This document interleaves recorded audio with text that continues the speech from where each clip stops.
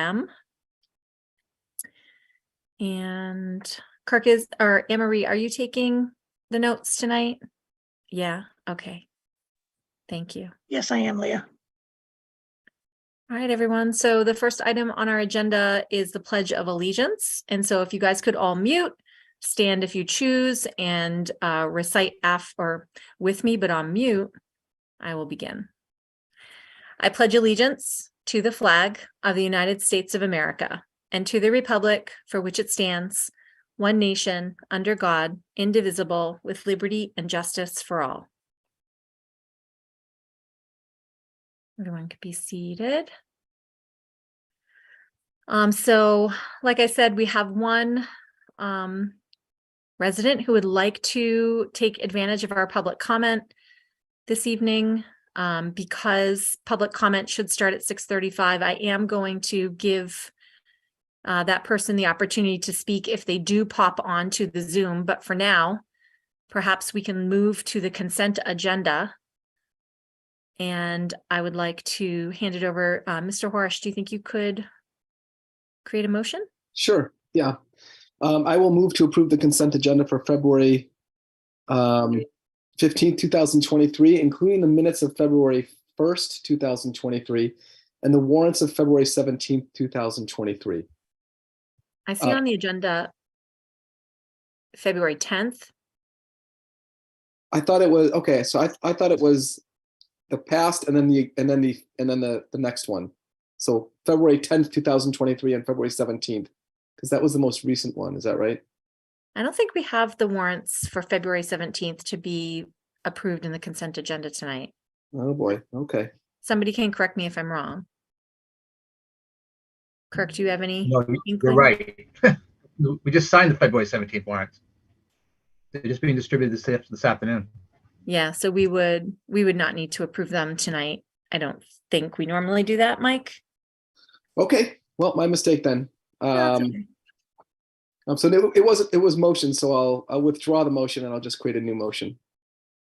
Okay, and Joe, you tell us if we're doing anything wrong here. But I think Mike has agreed to withdraw the motion and restate it. Go right ahead, Mike.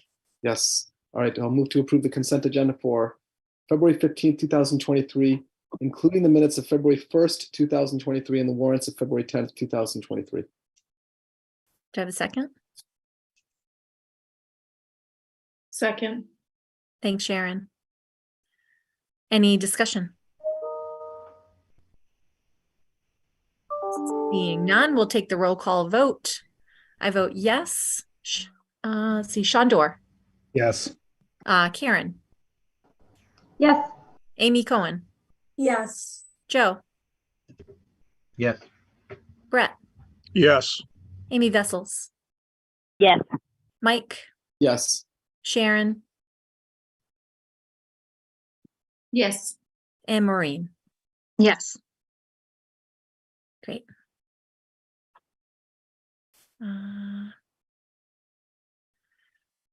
All right, everybody. So the consent agenda passes unanimously.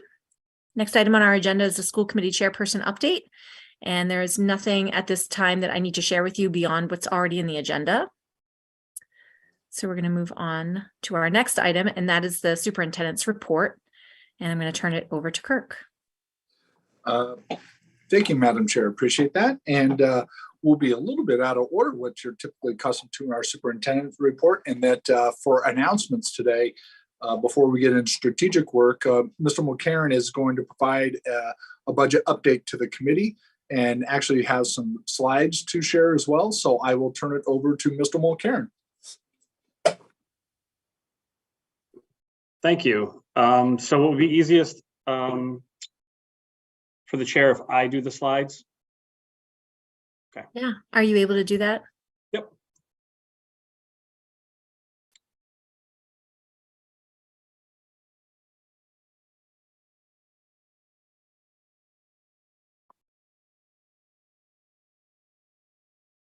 Okay.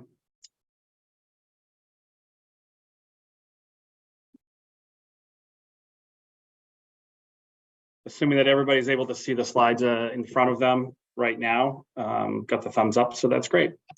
So what I'm presenting this evening is an update to our operating budget for FY24. Again, we continue to work under our mission, our vision, our core values, and our strategic plan when we're building our budget. The update that I have to provide to you this evening is largely and solely based in receiving our health and dental rates for FY24. We've received verbal notification of those rates, and the reason I'm saying verbal notification is because we have not yet sat down with our representative. She called me last week to notify me of the rates, and when she returns from being out of town, we'll sit down and review and accept those rates and move forward. But we feel very good about where they came in relative to where we're seeing inflation impact other costs throughout our budget. So the adjustments to health and dental rates have created an updated proposed budget, and we have an adjustment which is resulting in a reduction of the proposed budget, and the reduction is $429,326. We do not have any updates on the governor's budget just yet, and I'll review that again at the final slide this evening. Therefore, the resulting operating budget now stands at $64,997,516, which represents a 4.45% increase from FY23. So our budget drivers changed just a little bit in the sense that these are the major areas that make up the overall increase of our budget. Our insurance and benefits is now only 15%. Or so of the increase on the budget. It was much more significant than that prior to receiving these rates. I think it was upwards of almost 30%. So now that's back down. And the 1-year change is obviously significantly lower as well. Again, within our revenues, we don't have any updates for this evening. However, I just do want to remind the committee that we are waiting for our H1 numbers, our House 1 numbers for foundation aid. For Chapter 70, our foundation enrollment, and then we'll be updated on our minimum local contributions, which will flow into, our assessment. So the assessment as it stands right now only changes based on the proposed budget. Again, we don't have within that yellow box that you see on your screen, we do not have an update on our minimum local contributions yet. We do not have an update on Chapter 70, so therefore our local revenue has not changed. And so we'll be looking for those in the coming weeks. Again, I think we've talked about it in the previous meeting that we're expected to have that prior to March 1, which is when the budget's due. But if you look at the calendar, we're 2 weeks away. So hopefully we get those ahead of that time. But that's sort of where things stand right now. And again, we're using FY23 minimum local contributions here. So some things have not been updated, and therefore, while there's a sort of projection of assessment, it is by no means final. If you see at the bottom of the screen, we have our updated budget as of this evening, and also gives you a proposed increase. And then also historically, this is where the other budgets came in as far as the total dollar amount and the voted increase that existed that year, just to give some context. And we're going to continue to keep this slide in as well. I've also created a summary of our work.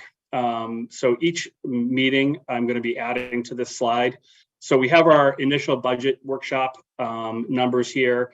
And then obviously last school committee meeting, we presented some of the changes that we made based off of the workshop. We leveled some service areas. We also leveled some supply areas. We made some edits that we noticed during the workshop, which resulted in about that $105,000 reduction. Now we're representing here the $429,000 or so reduction. And again, we'll continue to add to this to show, at least through this budget season, historically, the work that we've done in summary. So again, we continue to have our unresolved budget factors out there. I noted the Chapter 70 and foundation enrollment, which will update our enrollment for assessment. We've talked a little bit about that before, about using the foundation enrollment as our basis. The charter and school choice assessments, then obviously our contracts. And again, here is also just a reminder that the governor has stated that the budget will be on March 1. However, that educational figures and information should be released prior to March 1st. Obviously, the sooner the better for our planning purposes. But that, as of today, that is where we're at. I do want to share some other good news out of the budget today. I know that we presented to the school committee on at the budget workshop that we are going to be participating in the French River Educational Center's collective oil bid. And Mr. Frieswick was part of that meeting today while I was on another meeting, but I checked in with him certainly as it was happening with the opening of the bids.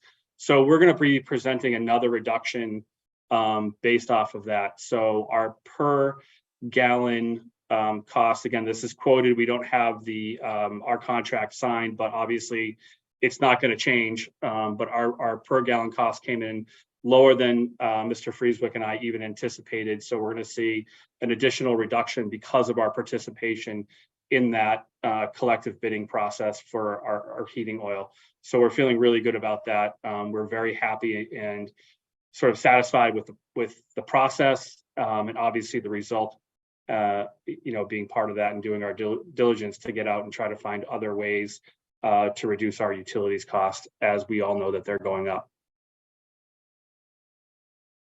Great, thanks, Ross. Perhaps, Kirk, we should pause here and allow people to ask questions simply about or specifically about the budget. Yeah, I think that'd be appropriate. And Madam Chair, I would like to just come back to what we discussed at the last meeting. I was advising you and the committee at that time that if we didn't have those House numbers by today, we indeed should adjust our future meeting schedule to include the March 8th date to have as a budget hearing in order to give our residents and our government officials time to respond to numbers that we'll be providing after the February vacation. Thanks, Kirk, for reminding us of that possibility. So guys, I know that we talked a little bit about taking the March 1st meeting and just moving it to the 8th, but as it turns out, we need that March 1st meeting for the regional agreement in particular, because we need to get that regional agreement, if approved, to the towns for their town warrant deadlines. So we are not proposing to move a meeting, we're proposing to add a meeting, and that meeting on the 8th would simply be for any important budget update, hoping that the House 1 numbers come in, and a budget hearing for the public, and not in that order, or maybe in that order. Yeah. And then on the 15th, at that next meeting, we would be taking a vote on the budget. Keeping in mind, guys, that we need a 2/3 majority of our committee to approve the budget. Great. So yes, we'll be happy to take any questions. Yeah. So if there are no objections, everybody okay with we'll just put the March 8th meeting on there. I know that puts you guys in a pinch. Can I get a thumbs up though, if you're okay, if you can make that happen in your world? Looking like it looks good. Maybe Mike, I hear you. Joe, do you think it's okay, or you gotta figure it out? Okay, cool. All right, so we are going to go to questions. Chandra, I'll start with you. Just at March 8th, would that be a virtual meeting? Yes. Very good question. And the answer is yes. Yes. That is your reward. Hopefully you see it as a reward. All right, so anybody have any questions on Ross's update? Go ahead, Maureen. See your gold thumb. I meant to raise my hand and I gave a thumbs up. And I can't, for some reason, take it down. I'll work on that. Would now be an appropriate time to ask a question about the literacy and maths specialists redefining the role to coach for a portion of the specialists? Yeah, you can ask a question about the budget at, whatever element of the budget is fair game. Okay. So I was wondering, I know I brought this up in budget and warrant this week, but it's more of a teaching and learning question.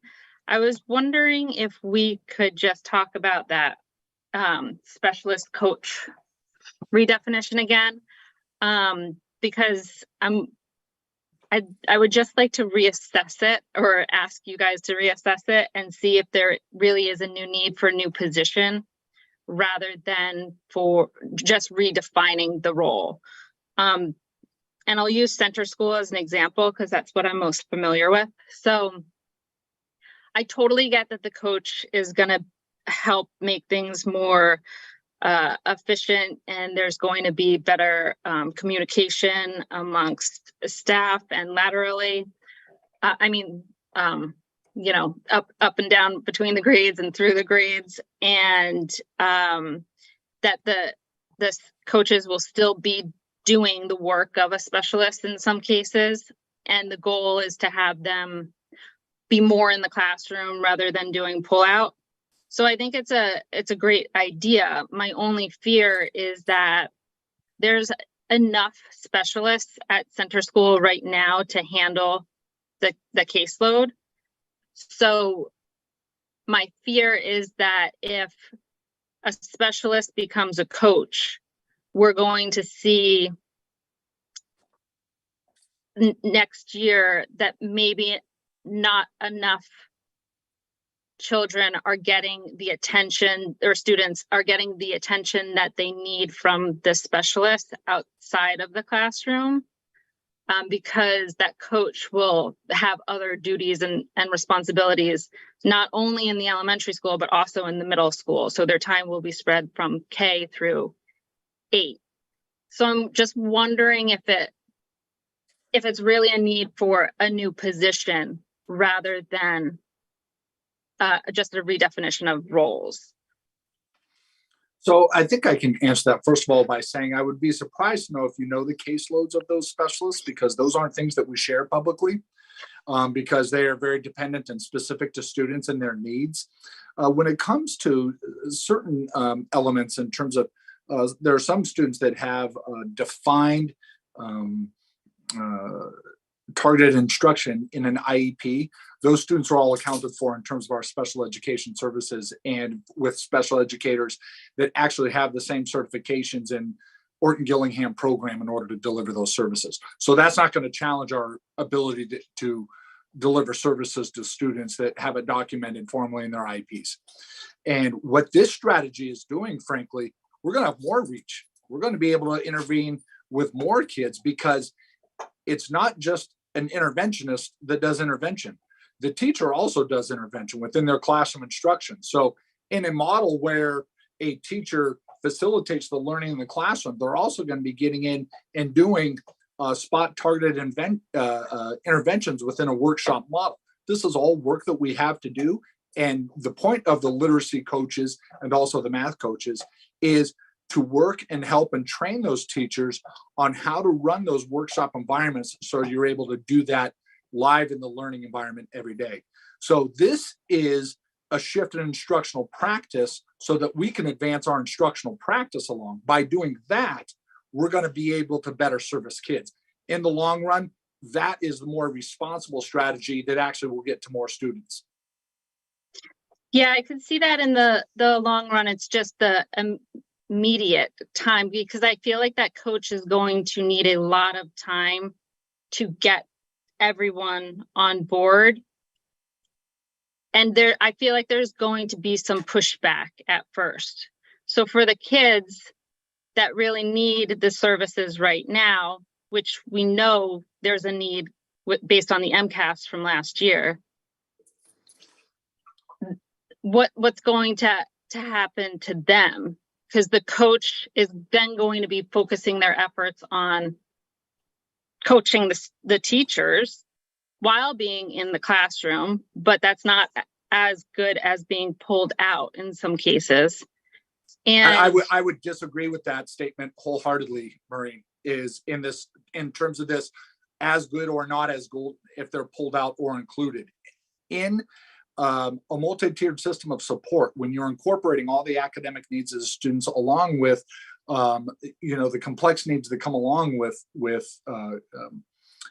each student, it's your efforts in terms of looking at collaboratively as a group of people, as a team of people. And so if we think of our interventionists as individual sort of idiosyncratic elements providing targeted interventions to students, then to be inserted back into the learning environment, that is not going to have the same kind of impact that we're proposing here. And yes, that is change and that is risk. And with any of that, you're going to expect pushback. I would expect pushback because that's where learning happens. Learning happens when we're in places of discomfort and when we're exploring places of unknowns. But there are proven models of where this is effective. So in doing that, that's the shift in this model. Now, what I'll say to you wholeheartedly is give me an army of interventionists. I would love to have more coaches and more interventionists. What we're at when we're looking at our budget is we are limited by our resources, and we have to make decisions that are cost benefit decisions across our system in the ways that we operationally feel are the best ways to address those needs. And we feel strongly by not adding any new positions to the district, because we are not adding any new positions to the district. We are bringing leaders forward that are interventionists and math specialists to be those coaches to bring people along because they have expertise in those areas. So in that way, I totally understand what you're saying. Like, you know, there's less of an interventionist, but the benefit we get from that, I think outweighs that given the fiscal limitations that we have. And as Mr. McCarron just pointed out in the budget, while we are getting closer to our desired point, we still have a ways to go in looking at increased state funding and state aid to come get us to the places where I think our towns need us to be. So it comes down to what are the choices that we make. And for us to move forward in our strategic plan and our multi-tiered systems of support that is steeped in data, so that we're making informed database decisions on the type of instruction we're providing students. This is the move we have to make today so that we're building capacity in our educators, because if we wait another year, that's another year of delay of advancing that work. And that's the critical work we need to do to advance the school system forward.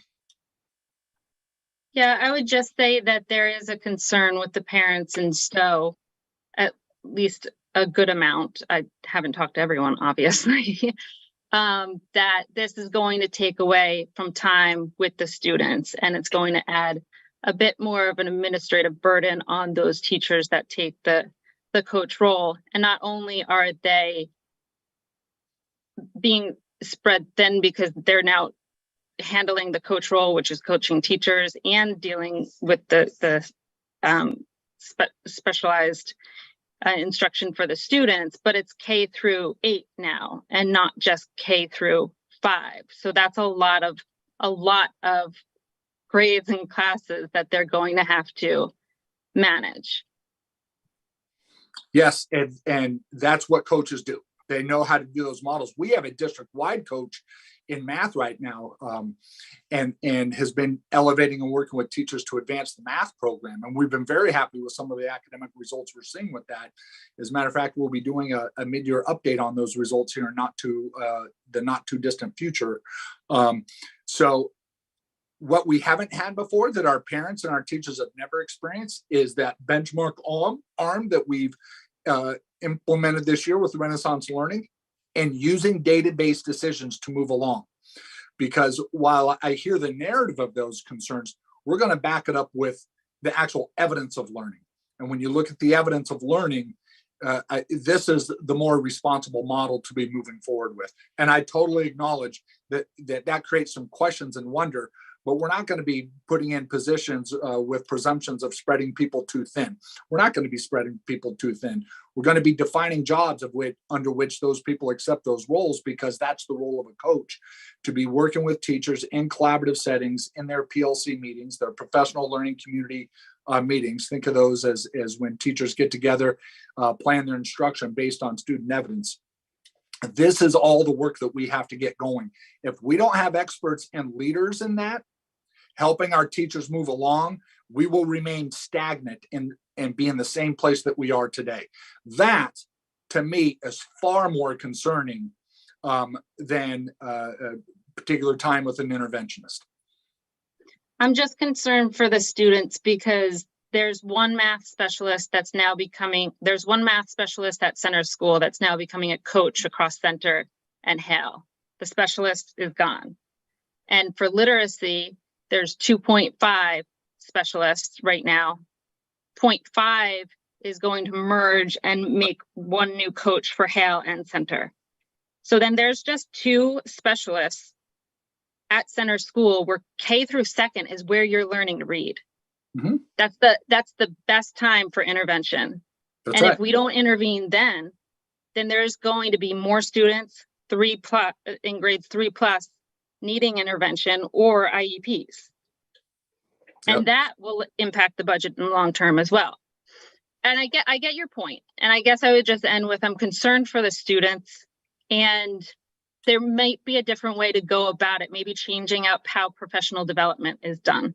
Because I know that's like, the teachers just stick with their grades. They go cross district, which is awesome.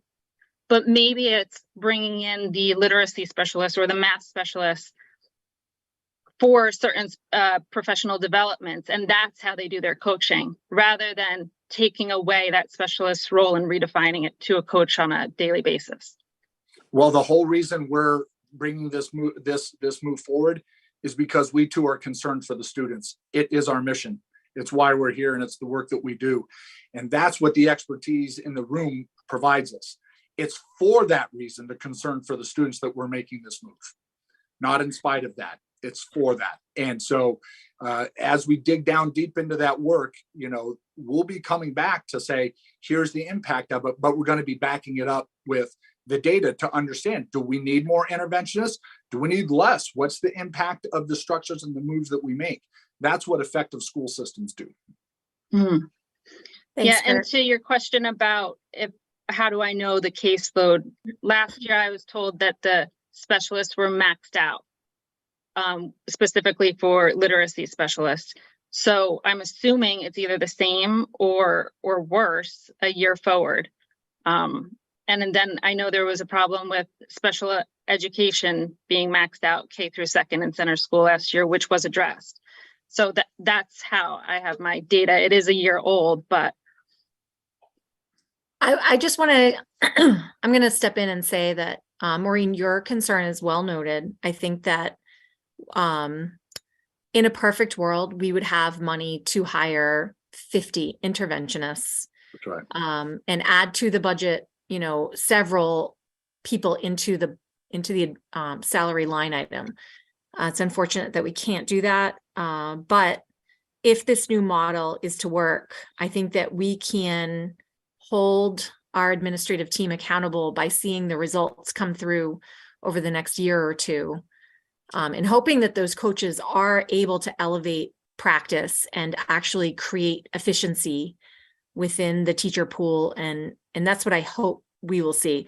What I did hear Kirk say, and I also will hold Kirk to this, is that no special education service That's right. will be denied or left unaddressed, which is really important.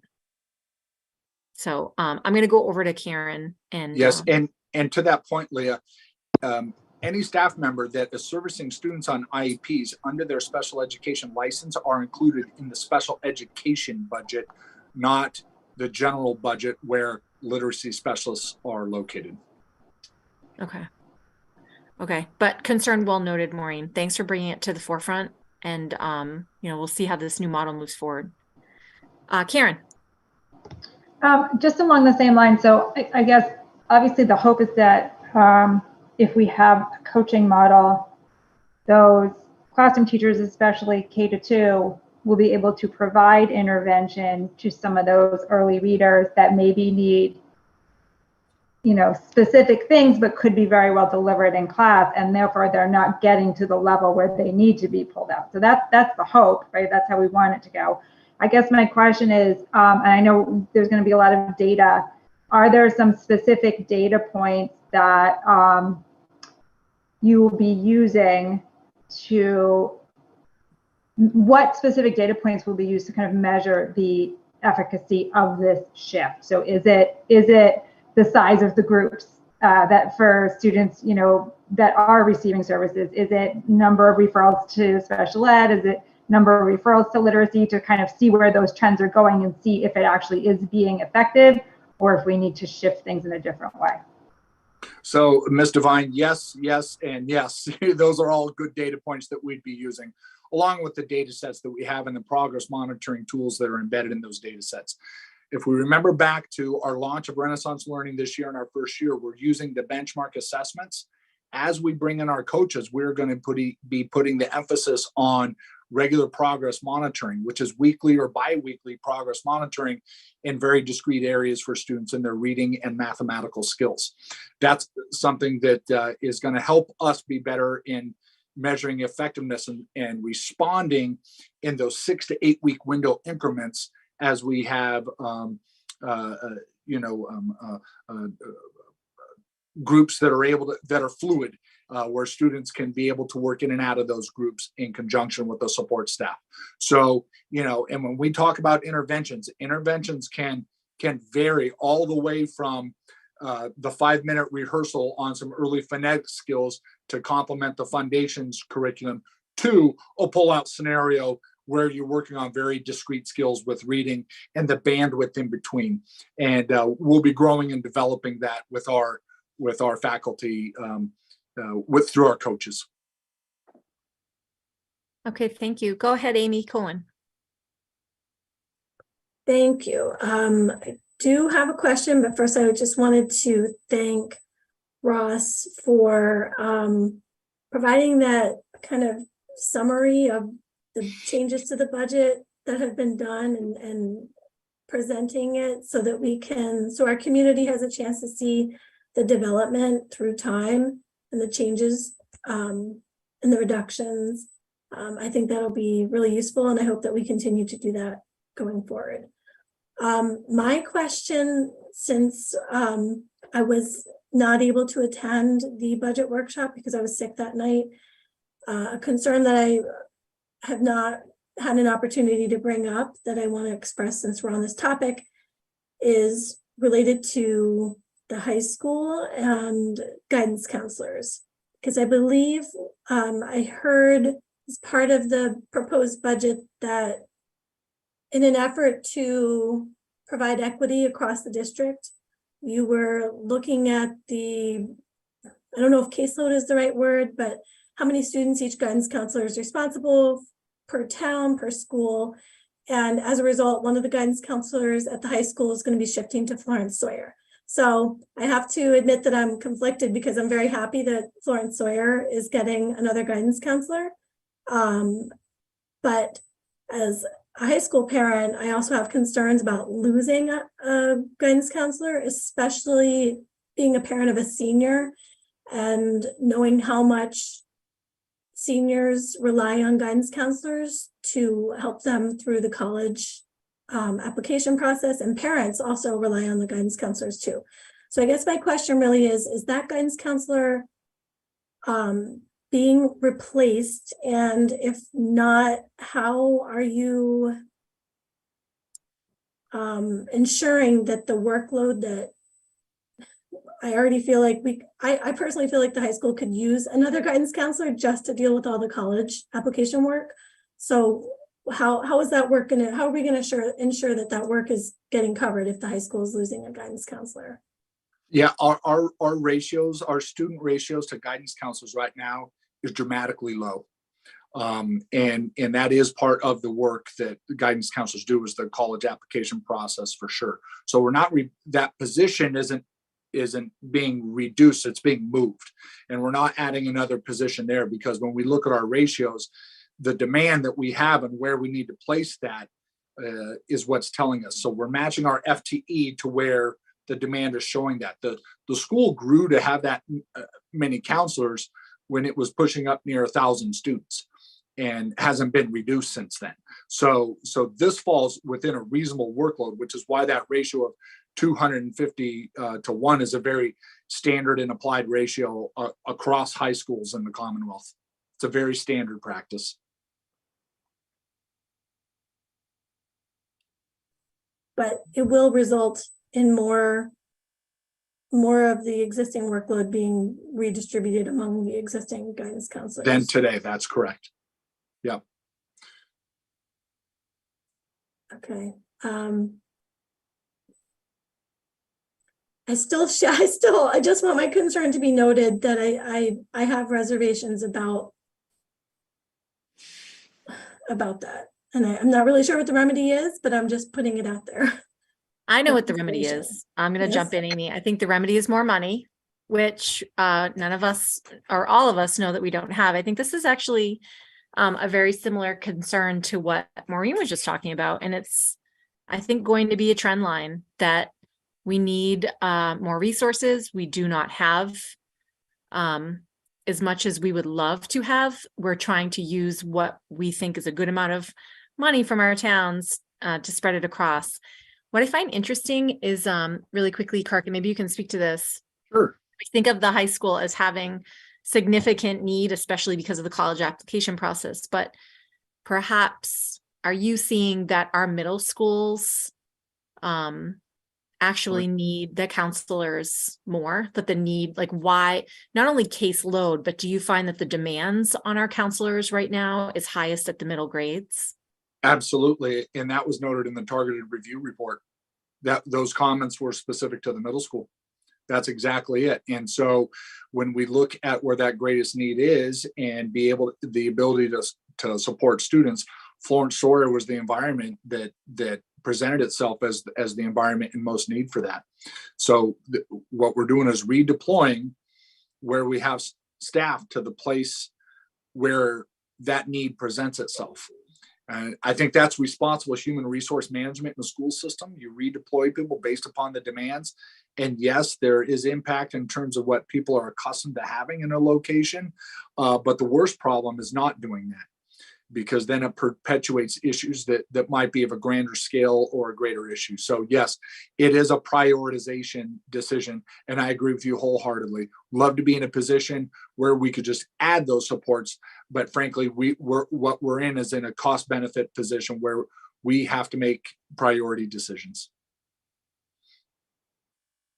That makes, I understand that. And I just also want to go on record saying that I am glad that Florence Sawyer is going to be receiving another guidance counselor, because I do think there's a need there as well.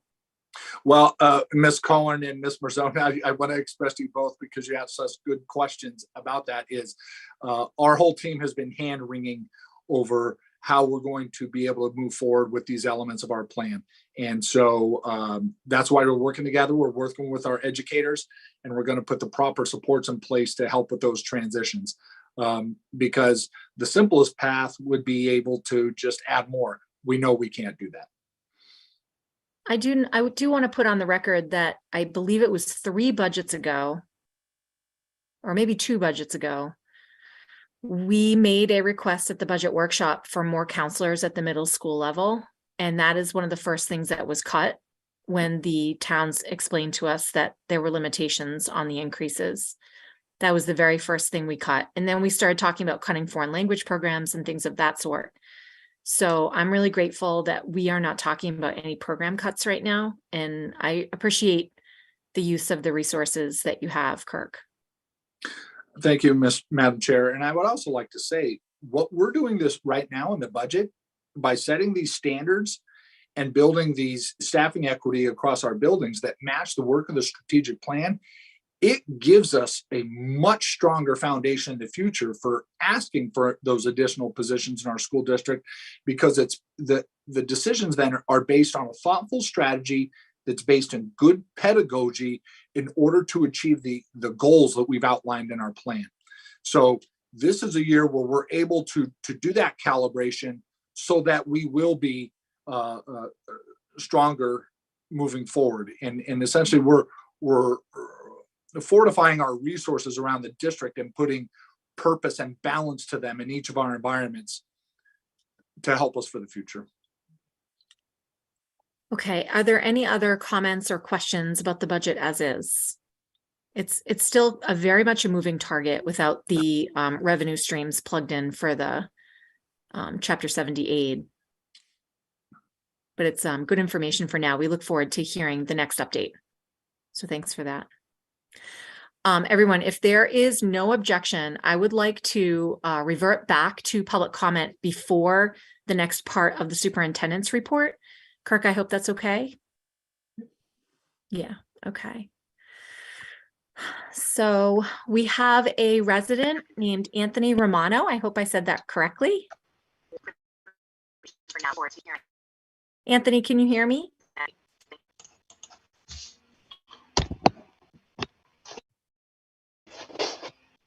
Anthony, can you hear us?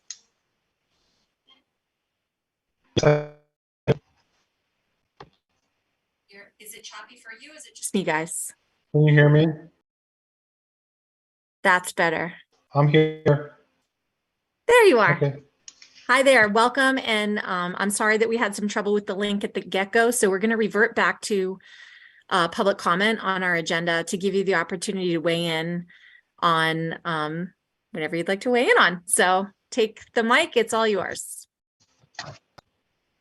Okay, I appreciate it. My name is Anthony Romano, Nashoba parent, here to inform and support the best interests of all our children in our school district. This is the third time I've expressed concerns of the districts. I'm hopeful this time that concerns are valued, respected, and give other parents the courage to express any concerns they may have.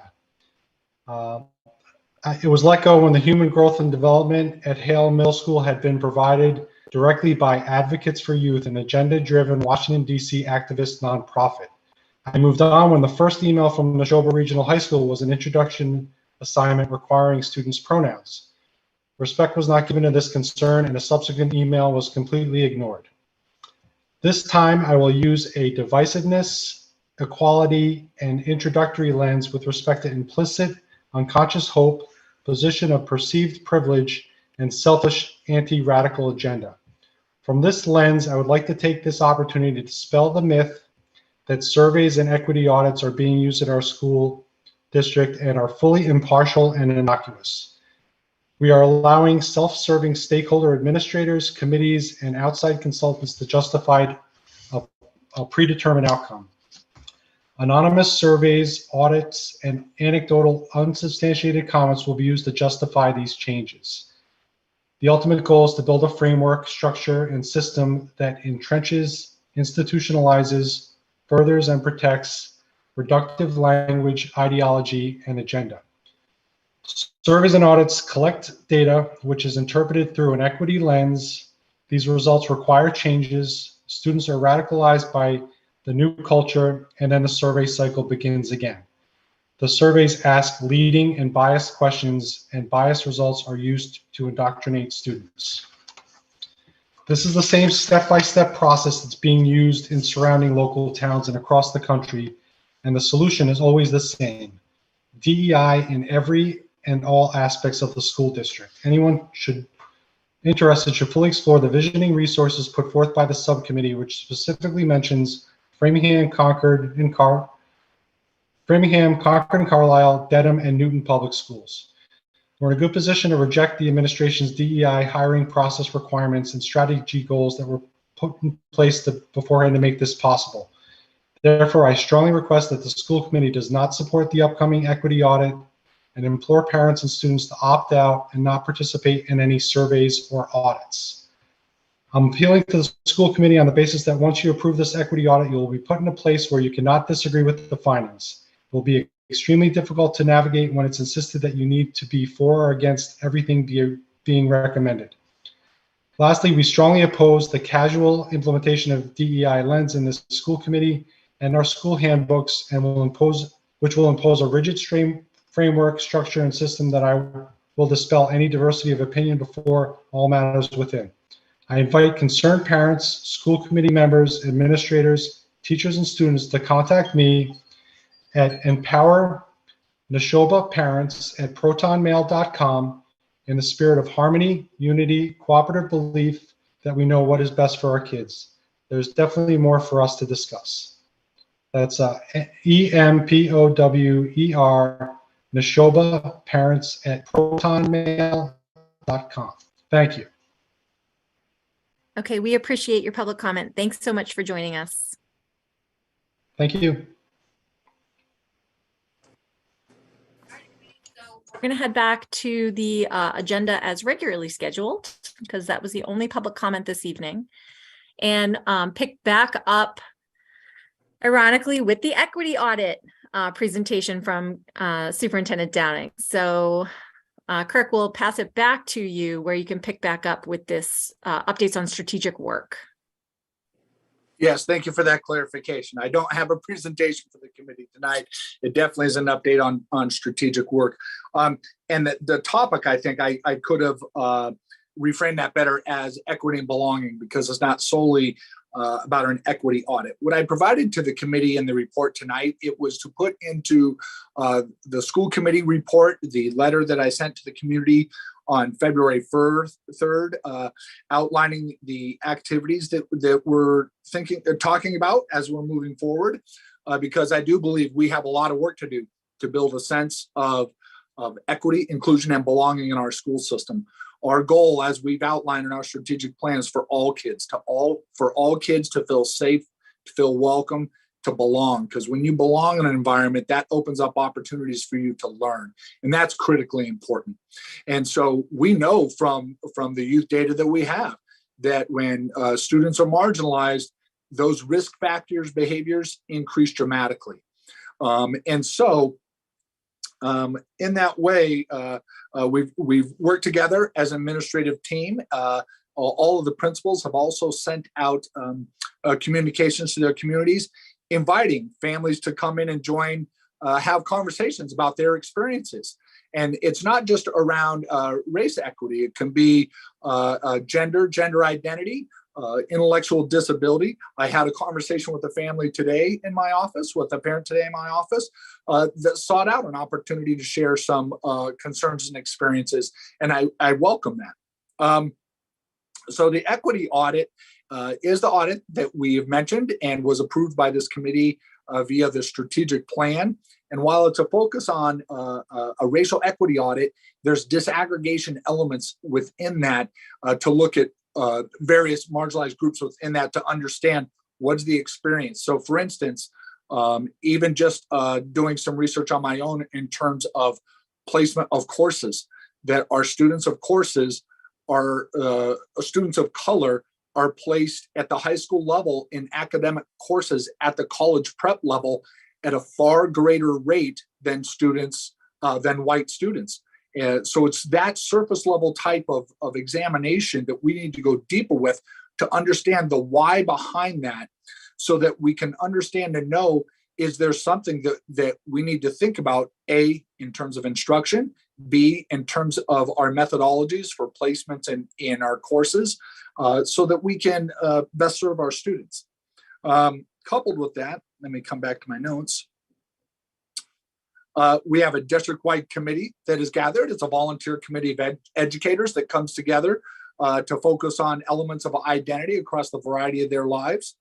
We're studying the impact of implicit bias, as we all possess a degree of implicit bias, and to what degree are you, as an individual, in tune with their implicit bias so as to be objective in making decisions. So for instance, as we're doing a principal search for the MRE school currently, in the feedback devices, we gather the feedback devices in ways so that I get the information through the HR office in an objective way, so I can't tie it back to people, thus engaging my bias of, say, what one other person's opinion might be. I can look at the total gathering of the information to understand the feedback. And so we want to hear from our students as well. I do know from stories that have been brought to me from educators and also students that have sought me out in the past, that they have experiences where they're not treated fairly, and we want to know more about that.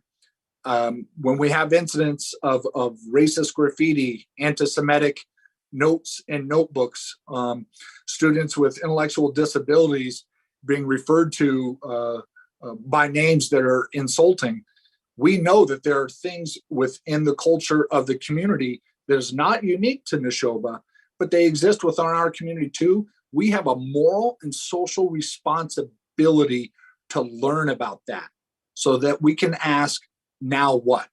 What can we do? Because that's the human thing to do. And we want to treat all the students in the Nashoba Regional School District humanely. So I'll pause right there before I turn it over to Ms. Friend to see if there's any questions. All right, does anybody have any questions for Kirk about his update on strategic work as it relates to equity, diversity, equity, inclusion, and belonging?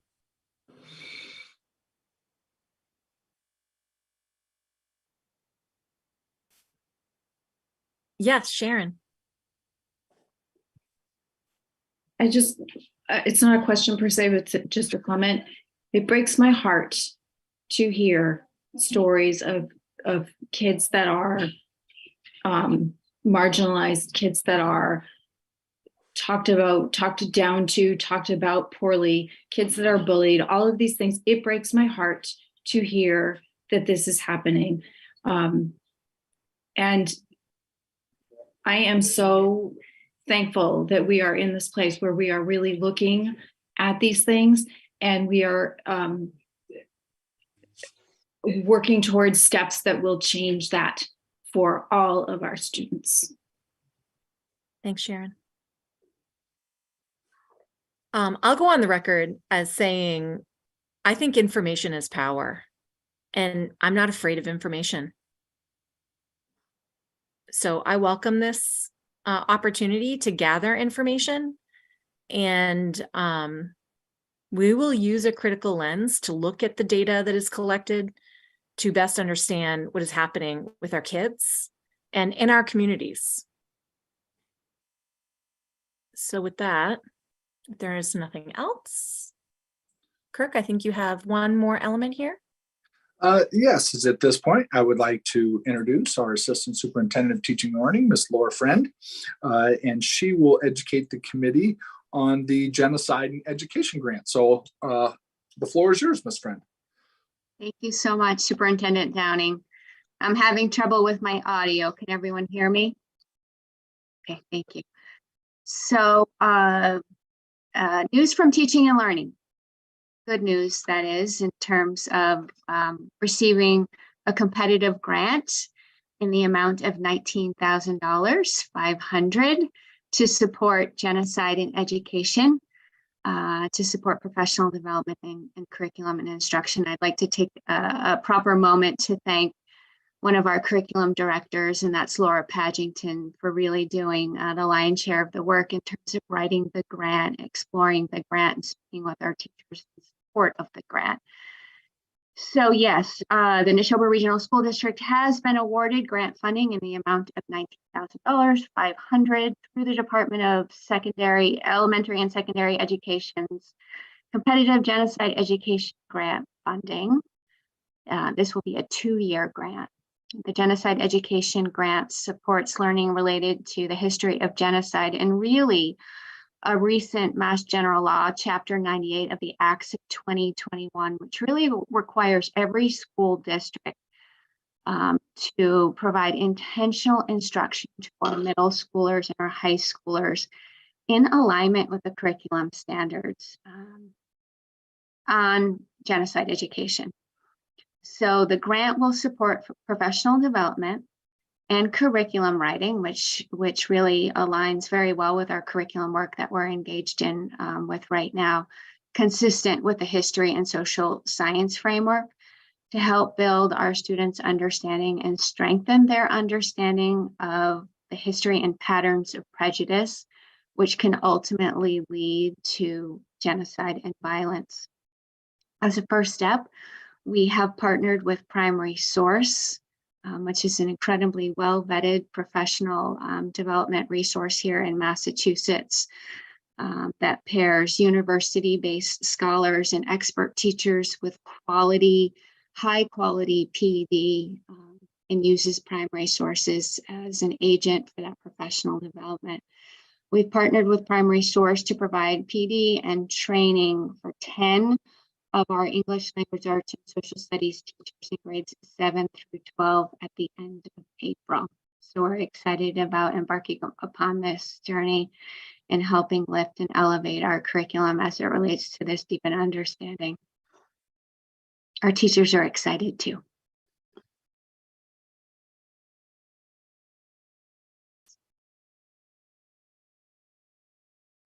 There we go. I unmuted. Thank you so much, Laura, for that update. This is really, really great news that you have this grant that is coming your way to do this really important work. And I know that this work is actually already well underway, but this is just great news. I have been in touch with Mr. Mulcairn about policy BD and committee members Simon's question about the receipt and acknowledgement of gifts and grants. So I know that Mr. Mulcairn is working on the procedure as it relates to that process, and we'll do whatever we need to do to present this information to the committee to that end. Excellent.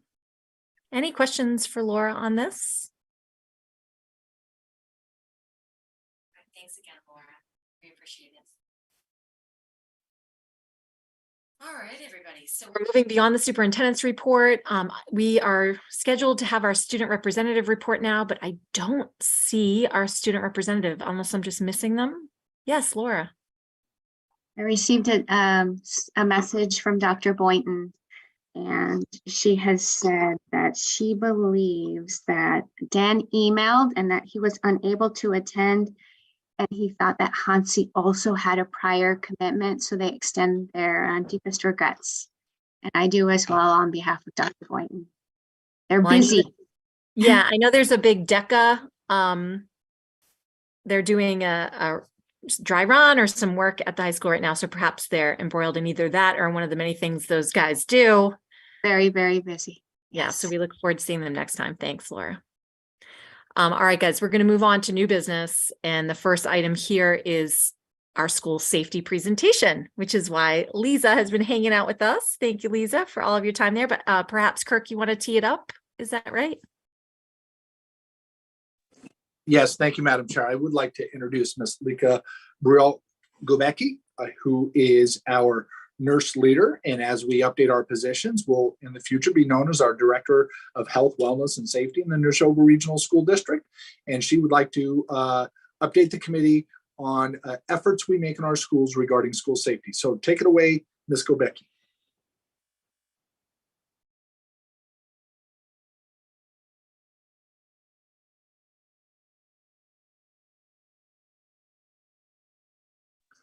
Lisa, are you there?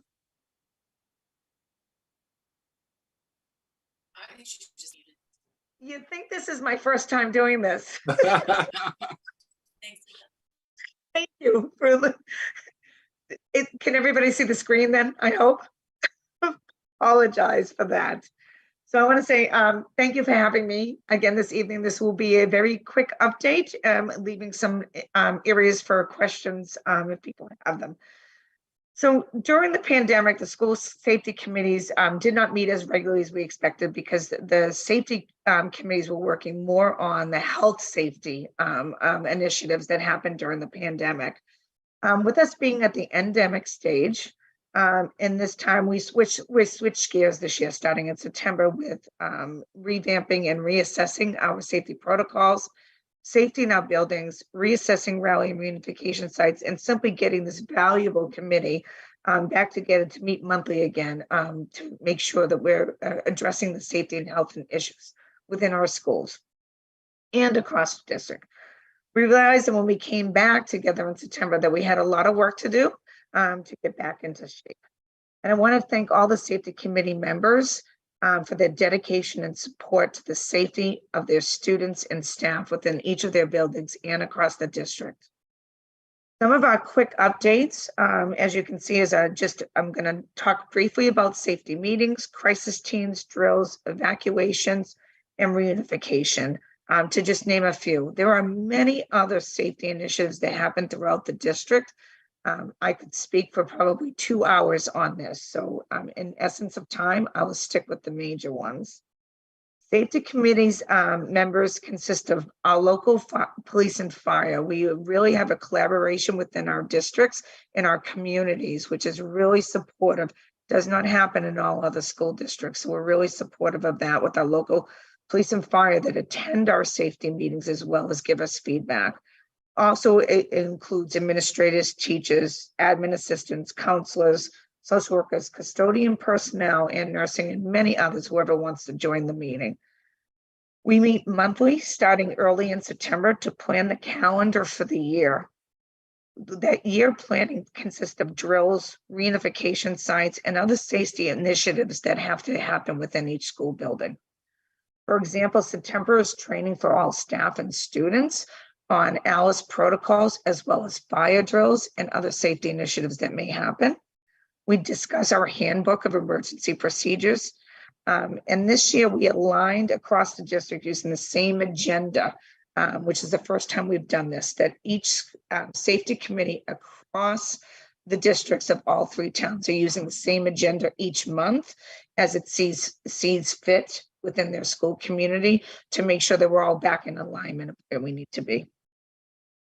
Building audits are also conducted at least twice a year, and other safety measures continue throughout the year.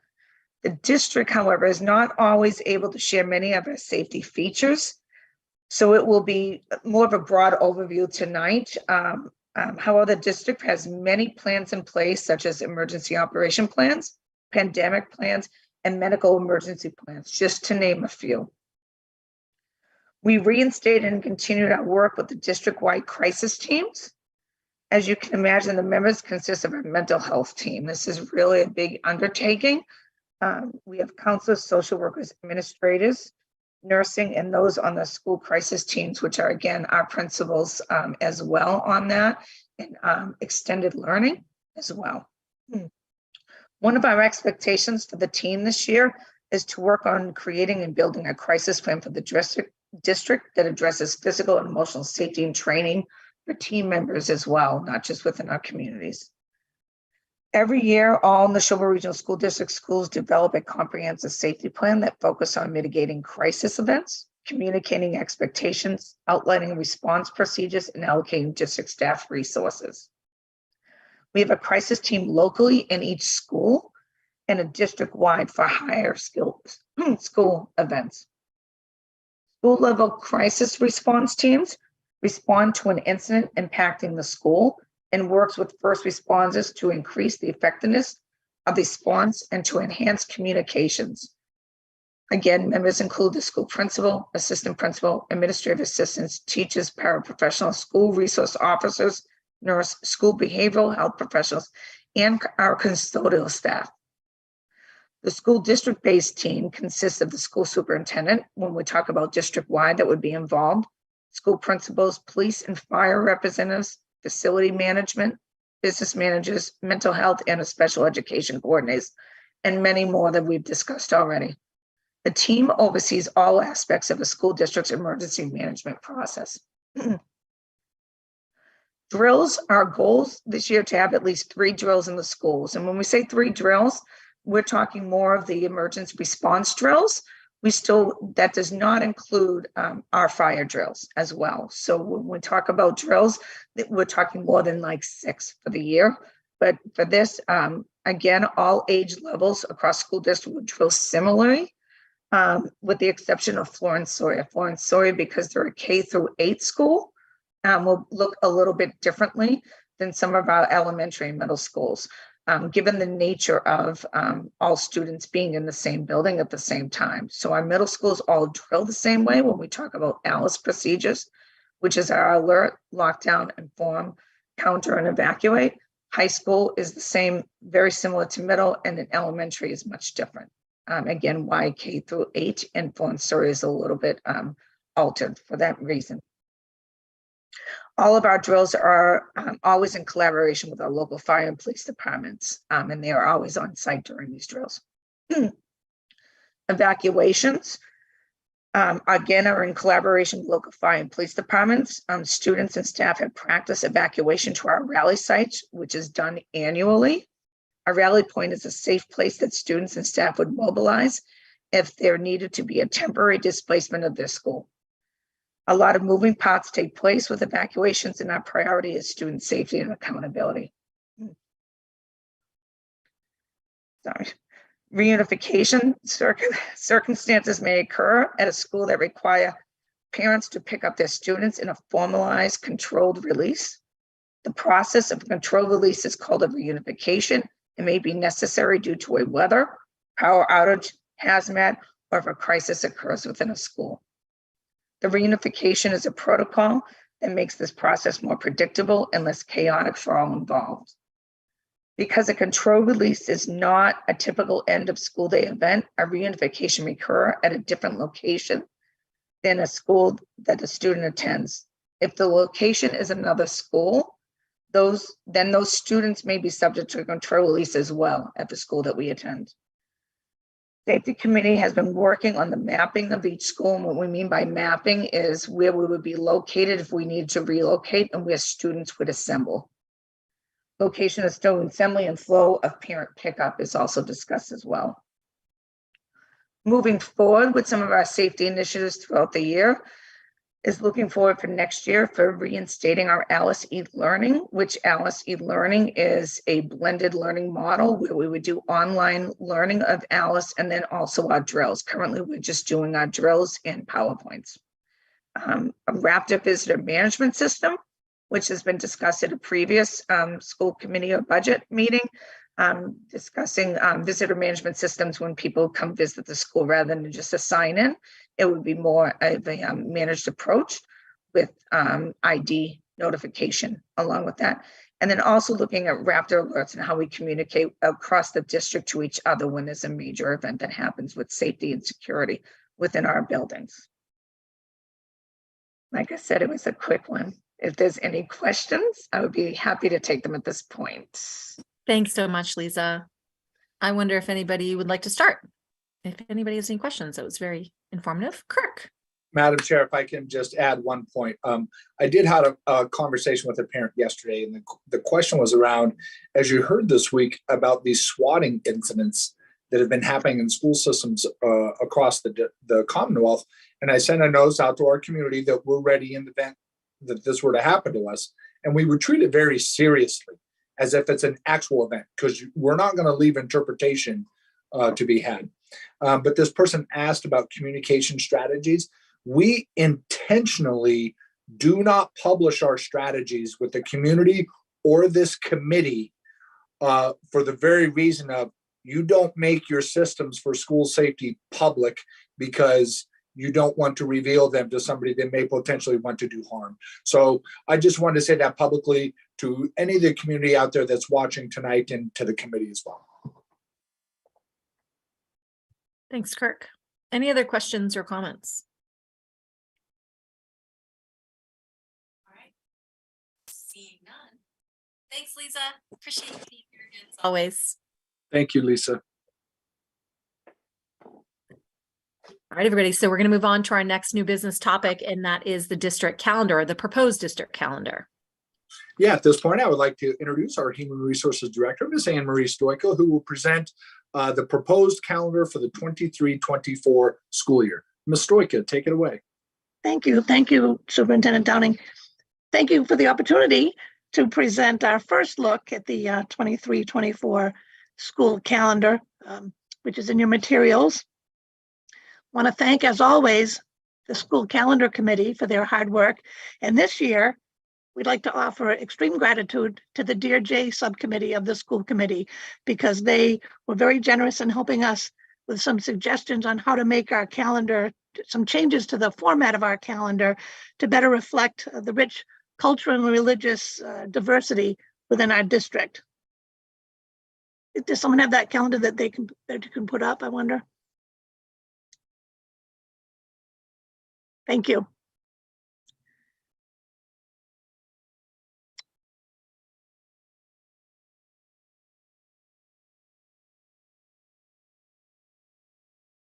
Thanks, Leah.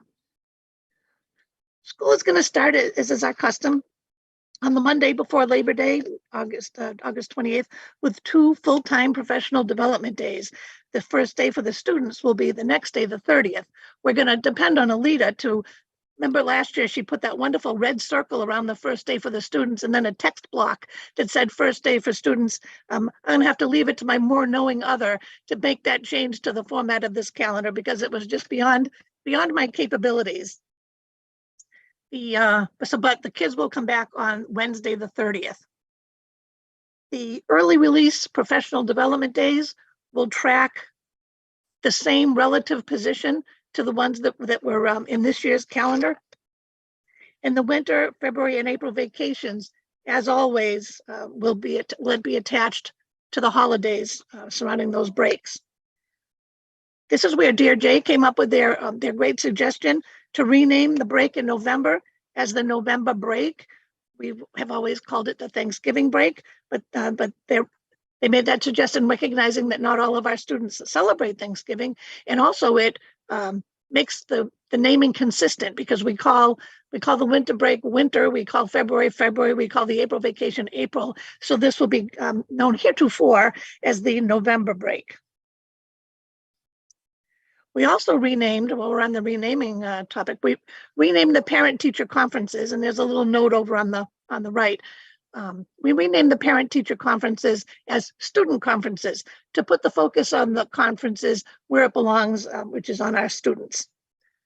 When we get to the spring conferences and the full day professional development day will be on the days that are notated. February 29th will be the first half day. That's pre-K to 8 only. Ms. Stoica, may I interrupt you briefly for just one moment? Chair Viverito, Mr. Gleason's had a problem with his technology and left the meeting and is trying to re-enter. If you would like to allow him to re-enter, please. I just let him in. Thanks. The next change at the suggestion of the DRJ committee is at the bottom in that little paragraph there. You'll recall that we used to have some different words, and then down the bottom we would have 6 or 8 dates for named holidays. DRJ reminded us that naming some holidays by definition excludes others. So instead what we did is we changed the words down there to reaffirm and emphasize that students aren't penalized for their absences that are for religious holidays. An encouragement for parents to reach out to their child's teacher in the school administration to make them aware of any religious celebrations that might impact either the child's ability to be at school or to do homework the night before, or impact their performance during the school day. With all this, the last day of school will be on June 12th if there's no snow, and June 20th with 5 snow days. We know that the state law requires us to put a 5-day snow day on our school calendar. Note when the snow days are. Again, Alita will work her magic and put the red circle around the last day of school and the text box. The last day for the seniors will be May 24th, followed by 3 days of final exams, leading up to the happy day graduation, which will be on June 9th. We're talking with the town officials. The town clerks are always so generous to us, and the town administrator in Stowe has been talking with us too, to get confirmation, because there's a chance that on March 5th, which is a Tuesday, that there might be voting, in which case we would be having no school on that day because some of the towns use our schools for voting. So we may have to make an amendment to that calendar, but we will know that before. If you do, as is your custom, to vote on the calendar not the same night as it's initially presented, we would be able to make that change to amend the calendar before you vote on it. And there we go, a school calendar for 23-24. Thank you, Ms. Stoica. And if I can add one more piece in regards to the guidance we received from our DRJ representatives, is there's a sidecar document of advised holidays that we're going to figure out how to link that will provide the community and our educators easy access to understand those holidays. And what the DRJ committee has done is they've worked with faith leaders in the region to understand not to list all the faith holidays are out there, but what are the faith holidays that can potentially impact attendance at school or the ability to do homework at night prior to school. And so that is just a resource document that's going to function as a sidecar. We also linked at the bottom to Superintendent the calendar of observances put out by the Anti-Defamation League. We put the site for that. It's got a very nice list, and it also tells a little bit about, so people who maybe don't celebrate the holidays but are interested in learning more, that's a good resource there too. Thank you. Fantastic. Thanks, Anne Marie. That's really useful. A ton of work undoubtedly every single year you do this. I have a quick question for you. We tried to start introducing the practice prior to COVID of doing a 2-year calendar. Can you just speak a little to that? I sure can. The Superintendent's Advisory Committee on the school calendar is going to meet again in March to do the 24-25 calendar. There's always a little bit of peril in doing it that far in advance because the voting days are uncertain for that period of time this much in advance. But it gives, I think the goal was to give people ideas when the vacations and the holidays and things would be, so that if they want to plan special family events or trips or things like that, they'll have it. So yes, our plan is to meet again in March to develop that calendar, and then we'll bring it to you, subsequent to that. So you will have it for the second year. I know families really appreciate that. They did, yes. I'm going to throw it over to Amy Cohen. Thank you, Leah. You stole my first question. Fellow mom of 4 who likes to plan life in advance. So the second question, I have more than one, so I hope you don't mind indulging some of my calendar related questions, but I'll start with what might be an easier one, which comes from the perspective of being a high school parent. I have noticed that a lot of the late starts that are on our calendar come after a Friday half day. And while I know that my high schoolers and high schoolers in general love the late starts, and as a parent, I know how important they are so that the kids actually can sleep in. I've often wondered why they are on a Monday after a Friday half day. That seems like the least effective time to offer a late start for high schoolers. So has that been something that has ever been part of the discussion of the calendar committee? The high school principal and guidance present us with their wishes for the late starts. Of course, half of the late starts are for midterms and finals, but for the other, I think it's 8, I think maybe 7, but I think it's 8. Those come from them, and I don't know if they had a particular reason for having them on those days. I can certainly find that out, but those come directly from Dr. Boynton and from Jody Specht. They put their heads together and present us with their wishes for the high school late starts. Yeah, I wonder if this is something that we could ask our student representatives about, getting their input on. I am curious what the student perspective on that is. And I wonder if it will echo what I've said. Because I kind of think that those would be more useful in the middle of the week, or maybe at the end of a week, on a week where there's no half day on a Friday. But thank you for offering to look into that on my behalf. The second question is something I brought up last year, and I noticed it again in this one. So it has to do with the days off in November. And I don't know, I know among parents, November kind of has a nickname of No School November. And that's because when you look at the calendar, there's I think only, well, it depends on whether you count the weeks that include October and December, but we've got 3 weeks in a row there without a full week of school.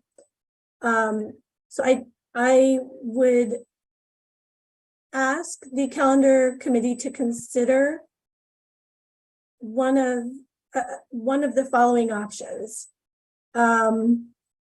One of them would be to move when the conferences on the 16th and the 17th are, move them up a week to the 8th and 9th, if possible. And I know there might be some limitations within the contract with our teachers union that prevents some of these changes. So you'd have to remind me if that's why these land where they do every year. That would allow another full week of school to happen after the week of November 13th. That's one option. And the other option would be to consider putting a half day on November 22nd. And the kind of the secondary reason I was thinking that this would make sense is it would, I think, avoid a situation where if we have 5 snow days, we would have to go a day after Juneteenth if we made November 22nd a half day, as opposed to a day off from school. So I'm just throwing those out there for your consideration, and for the others, members of the calendar committee to think about. Right. Well, the let's see, the 16th and 17th of November, we had some discussion about this actually, because there seems to be there's like a fine line between the elementary parents who want to have the conferences a little bit later, and then the high school, and there's something to do with the grades of the high school students, particularly the seniors, and their quest to start their college applications, that makes that like the exact perfect time to have those conferences, and it's not bad for the elementary. So that's a conversation that we did have, but I think the driving factor was the high school, doing their preparations for it to be the end of a period where the grades need to go. So something to do with the college applications. And I can either look at my notes or try to rack my brain to remember, or to ask Jody what was the impetus behind that. But it had to do with the high school seniors. The half day on the 22nd is we used to have a half day of school on the 22nd, and actually, but we stopped doing that a good number of years ago, and really we have it as a whole day off, and partially because the union contracts, the Unit C contract has that as a paid holiday on the 22nd, and so that some of our staff would be not there, on that day. That's a big one. The day before Thanksgiving is a half paid holiday for the Unit Cers and for the non-repped employees. Okay. Is thanks. there another way that we could look at this so that we could avoid that June 20th as the last day of school, if we couldn't do it on the 22nd? I guess we could pray for snow. Pray not for that snow? Would put us, Not for that would put us, let's see, beyond Juneteenth, the Juneteenth celebration. And actually, can you move that up just the tiniest little bit, Leah, please? As we get Like up. that? Nope, the other way, please. sorry. There we go. The 5 snow, 1, 2, 3, 4, 5. The 1 snow day, or if we need to, if we do need to adjust the calendar for the voting day in March, that would make, let's see. Last day of school with no snow, June 12th. So it'll be the 13th. So 5 snow days would be 1, 2, 3, 4, 5. So that would bring us to June 21st if there were 5 snow days. So that we'd be on the other side of Juneteenth. It comes at a funny time, doesn't it? Because it's just skirting right around that last day. And I'm guessing that, having the last day of school after the day of a holiday, I mean, that's probably not ideal for anybody. But I told Superintendent Downing, got to call at least 1 snow day, even if there's just 1 cloud in the sky. Give us a snow day so we can get past Juneteenth. I think that there are a few obstacles to getting the calendar to dismiss us before the holiday in June. Oof. But I think that there are some contractual obligations, especially around the conferences and how close they can land to certain things. So I think, Emery, considering all of those constraints, looks pretty good. Does anybody have any, or it looks pretty good to me, I should say. Does anybody have any other questions or comments?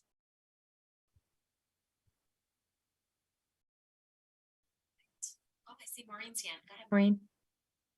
So we're going to vote on this at the next meeting, right? That's right. And that the rider that's going to go with this, will we see that beforehand? Yes. That Yes, will but probably that document is not a calendar document. That's a courtesy document that is a sidecar to help inform folks. Okay, because that link that's in there, that www.adl.org, it's not very easy to find the calendar. I mean, I found it because I can figure it out, but We'll it's kind improve of a that, link Ms. to a Mazzone. lot. Yeah, we'll improve that. Thank you for that. Great. And thanks to Dear Jay for the help. Shondor. Absolutely.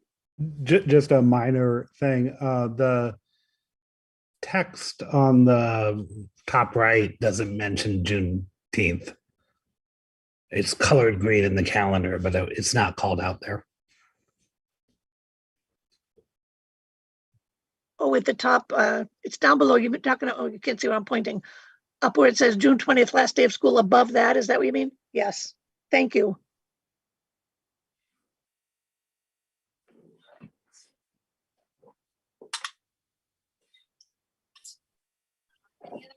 Before we move I on? have one other question, and I think this is probably more for the superintendent than for Ms. Stoika. Yeah.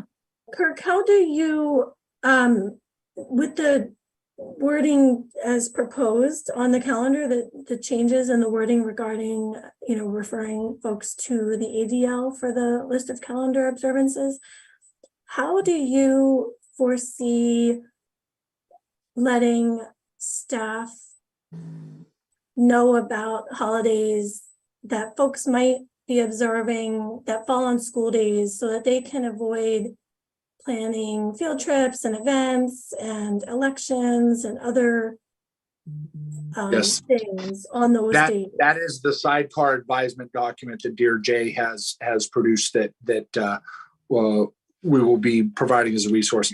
But I do know those communications are also made to our educators, to their principals. And then we also call out our families to reach out to their educators when they have a particular scenario going on. So we try to be attentive to those things, and we'll be advising our teachers and principals on those dates.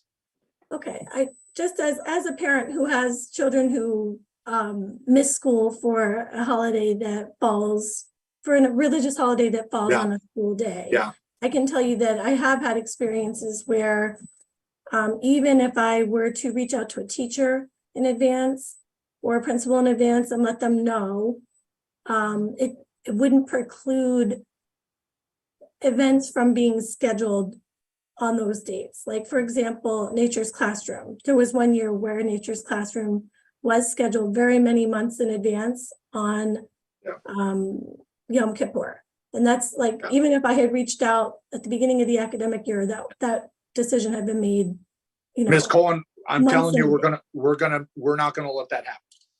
Yeah, I trust that you won't. I'm just putting it out there that this has happened in the past, and so I just want folks to be aware that I think I support the language that the DOJ has recommended, but I do think that it makes it more complicated if I were a staff member or an administrator to just remember like what's out there and what I might need to try to avoid planning conflicts around. Great, thanks, Amy.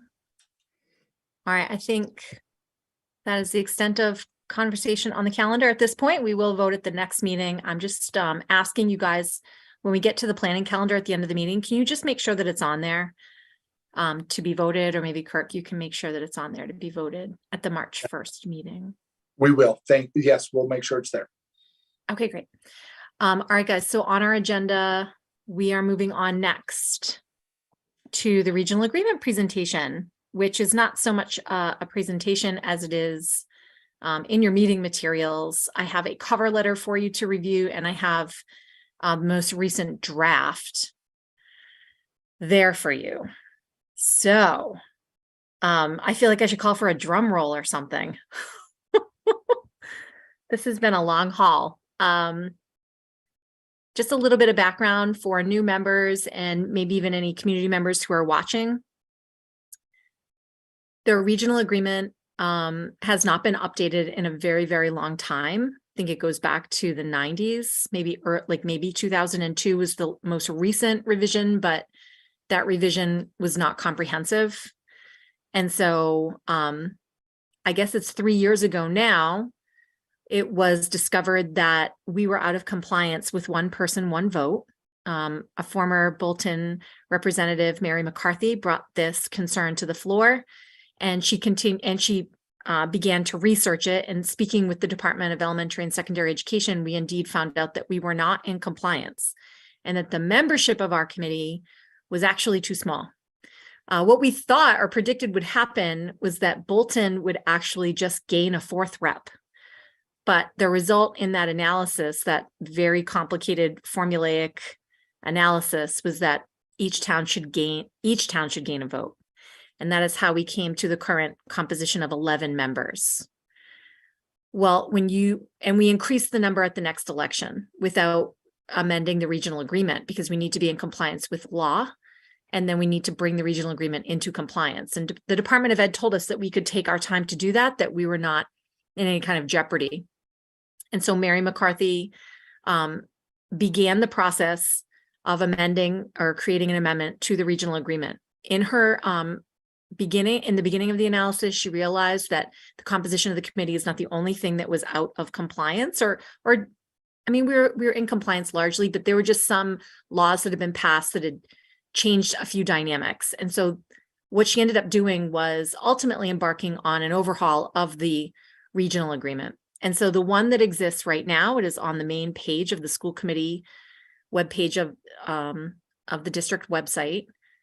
The original agreement is there. The one that's in the meeting materials is the most current draft. And what I propose to you tonight is that we, hopefully you guys have had a chance to read it, but assuming that it's not completely clear, I'd like to go through each section briefly so that you guys can ask questions if you have any.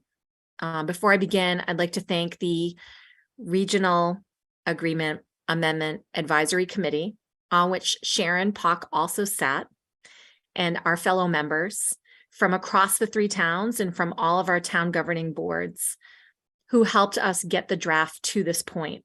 I'd also like to thank the Department of Elementary and Secondary Education. They have been an enormous resource in making sure that this agreement is in compliance with all law and serves the district and keeps the towns feeling like the agreement is fair. So without further ado, I am going to share my screen. And you guys are going to have to tell me if you can see the materials page. Can you guys see the materials page? Okay. So on the materials page, what we have here is a summary of key changes to the regional agreement. This will be the cover letter that we actually put into the 3 town warrants. I should back up and say that whenever we amend the regional agreement, it requires school committee approval. It then requires all 3 towns to vote on it at town meeting. So we have to get this draft and the cover letter into the 3 town warrants by the deadline. And I've already spoken to all of the town government leaders, and they understand that this is coming. And then after the 3 towns vote in the affirmative, it has to be unanimous. Then it has to go to the commissioner of the Department of Elementary and Secondary Education. If he chooses, he can reject it. And that is the order that it goes in.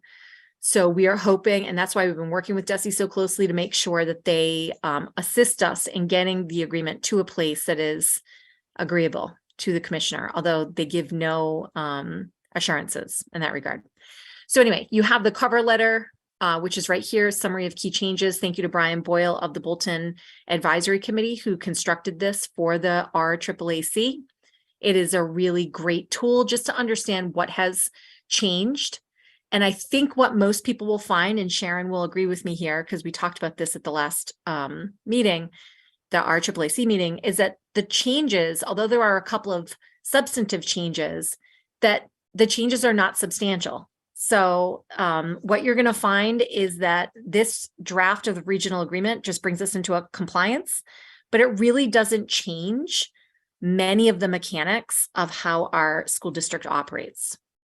So you also have here this guy, which is the regional agreement that you guys can view. I hope you won't mind that I am actually going to pull up the Word document. And I'm going to try to do this again.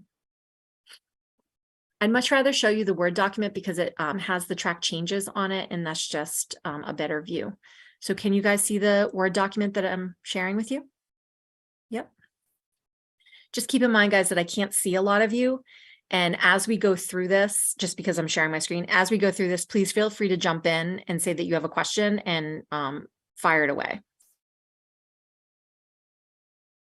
So here you have the cover page, of course, and then the table of the table of contents, which we did rearrange order for a bunch of things just to make it a little bit more coherent so that you would place certain things together. So for example, audits and audit advisory committee, that used to be called out as a separate category, I'm pretty sure, that we just talked under the budget preparations and related matters. So stuff like that, we moved around. So as we go down, and I will also double check that all the pages are correct because stuff keeps moving.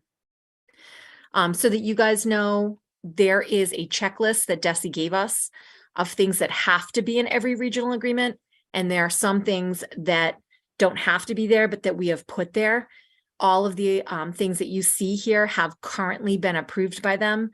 Although I will tell you that approximately 2 hours ago, they sent me another email sharing with me 3 small details that need to change. So this has definitely been an ever evolving process that can be maddening at sometimes, but we're really just trying to get it right. So we're gonna roll with it. I see Mike's golden hand. Go ahead, Mike. Unmute, my friend. Yep. Just looking for some clarity. Are you seeking feedback or are you just offering this up? So the school committee has to approve it. Right. So Before you it goes to the feedback then? town meetings. Yeah. So you guys need to, this is just a first reading. We are also going to see it again at the March 1st meeting, at which time we will vote. But we are opening them up. We are opening up the public comment portion of that meeting for all residents to come and voice any concerns or questions that they have. I also welcome people to email me directly. I'm the chair of the RAAC, and I can help people understand what's different. We have been in very, very close contact with all 3 town administrators on this, just through the various members of the committee. So for example, Ellen Sturgis, who is the former chair of the Stowe Select Board, she has been on the committee and keeping our town administrator in Stowe in the loop. Brian Boyle is on the FinCom, or excuse me, the advisory committee in Bolton, and he is keeping the town administrator and the select board in the loop on that. We also have Sharon, who sits on the RAAC. She is from Lancaster, of course, and we have sent this draft to the town administrator, Ms. Kate Hodges, and she is aware that this is all going down. So the towns have been kept in regular community, and we try to communicate with them regularly about this so that they understand what is happening, what's changing. What we're going to need from you guys is a vote at the next meeting. So I don't know that we're going to be flooded with people during public comment on March 1st, but perhaps we will be. People are welcome to come and voice those concerns as they see fit. But please, please, please email me if you have any questions to the community. All right, guys, so keep it on going here. Some of this stuff you're going to see is really just required by the DESE checklist. There are certain clauses that have to be in here. So we have this general information piece that's required. We have to identify what type of district we are. Then this section 2 has changed a little bit. There are some things that have changed, but ultimately there's nothing really big that has changed from the old agreement to the new agreement. You can see here that we call out for a different composition. Let me see here. Yeah, go ahead, Joe.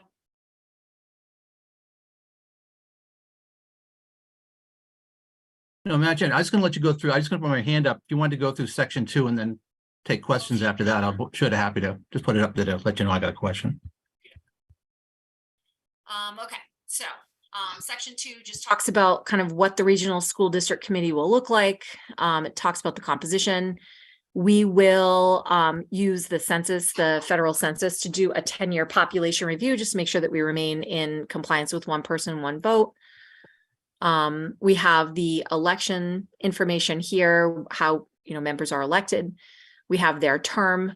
There was a little bit of a change here. I've already brought this to you guys and alerted you on it, but I'll just reiterate that it says here that the term will begin that our terms, when we get, and if we get reelected or if new members are elected, that our term will begin at the annual organizational meeting, which is detailed below, and that the term will conclude at that same exact time, so that there will be no gap in representation. So we just thought that that would be easier, considering the organizational meeting in June, whatever date in June we set, it acts as the beginning of the next term or the next year. So the committee thought that it would be a good idea to make that so. This would require a change in the Stowe charter, which is also under review, and that has been put forth to Kathy Kono, who is also on the RAAAC. So she kind of did some double duty there to make sure that this syncs with that. Bolton and Lancaster have no regulations that speak to when our terms begin. That would conflict with that. And I checked with the town managers the town administrators on that, and they thought it would be fine. You also have this vacancy section that speaks to how a vacancy on our committee will be filled. And we actually saw this happen 3 different times over the last few months, because we had some vacancies. So the only real difference here is that when we go to the select board to fill the vacancy, the vote that is taken there is going to be by ballot vote. So that's section 1 and 2, I guess. And so I think Mike had his hand up first, perhaps. No, Joe did. Mm-hmm. Go ahead, Joe. I'll defer to Mr. Horesh for right now, Madam Chair. Okay, this is just a small piece, but over the past several months, we've had a lot of flux in the composition, the number of members that are actually sitting on the board. I think we were down to as few as 9 at one point. So I wonder if section 2. I will say that Sean did not vacate until Shondor was put in place. That was part of the contingency plan. Yeah, but anyway. Okay, fair enough. I guess what I'm saying is section 2A, I wonder if it would be better suited if the language said that the committee presently consists of 11 seats, with members from filling those seats, 3 from the town of Bolton, 4 from Lancaster, and 4 from Stowe. Just to sort of, if the language as it currently reads kind of suggests that at any given time there are 11 members, but in reality there are 11 seats. And ideally those seats would be filled by members, but not necessarily always filled. Okay, thank you. Go ahead, Joe. Thank you, Madam Chairman. I've made no secret over the last 3 years that I've been very critical of this process. And I sadly continue to be critical of this process. And I think that this agreement as presented presents our committee with a lot of what I would consider unnecessary changes. But with regards to section 2, the one issue that I find to be a glaring oversight in regards to the construction of a new amended agreement is the issue of addressing the one person, one vote doctrine.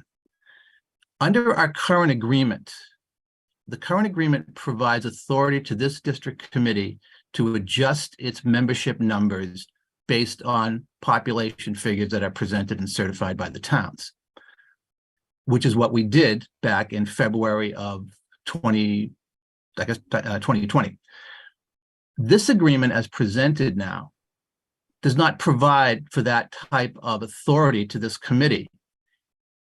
Instead, what will happen now is there'll have to be an adjustment, they have to review the population figures, and then the matter will go through the amendment process, which is section 12 of the agreement, which provides for a vote of town meeting.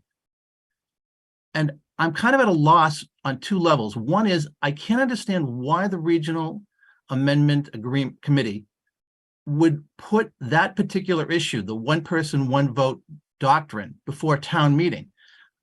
That issue should never go before a town, and it should never be given the opportunity to vote down any adjustment in membership based on the one person, one vote doctrine. Now, there aren't a lot of members on this committee who were here when we first expanded the committee. But at that time, Dr. McCarthy was very keen to provide the district committee with some case law that she'd received from DESC. And one of the seminal cases in regards to one person, one vote doctrine is the Kelleher case, Kelleher versus Southeast Vote Tech, where the First Circuit Court of Appeals made it very clear that no matter what a municipality votes, it can never set aside the one person, one vote doctrine. So now this agreement provides that if we are going to adjust our membership up or down, however, it now goes before the town votes. I don't understand why we would do that. In addition to that, I will say I'm a little disappointed to see that after 3 years, there's no provision in here for at least weighted voting. This was an issue that came up 3 years ago, and we were advised at that time correctly that we could not look to weight votes because our regional school agreement didn't provide for that. So assuming that population continues to increase throughout our entire district, what this agreement will provide for essentially is an ever-increasing expansion of our numbers.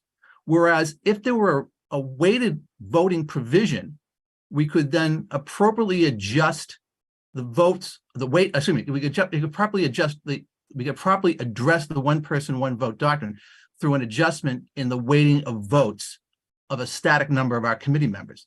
So in that regard, I'm a little bit disappointed. I'll also point out on a minor point that in regards to the vacancy provision, the current agreement does provide for ballot votes for all vacancy appointments. So that is not a change. That's consistent with the old agreement. But, you know, the old agreement, the current agreement did provide a carve out for the authority of this committee to adjust its numbers separate and apart from a town meeting vote.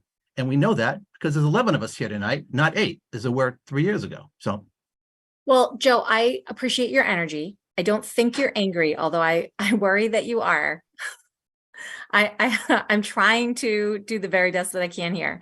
What I would say is that the piece about the weighted voting, I actually consulted with other committee members, and the most telling testimony came from one of our counterparts on the Minuteman School Committee, where she spoke to us about weighted voting, and she spoke about the perils of it. Because on the Minuteman School Committee, one of the towns has, I think one of the people on the committee, their vote is weighted at like 75% of the vote. It's something absurd that she said that she wished that they wouldn't use weighted voting, that they could come up with some other system.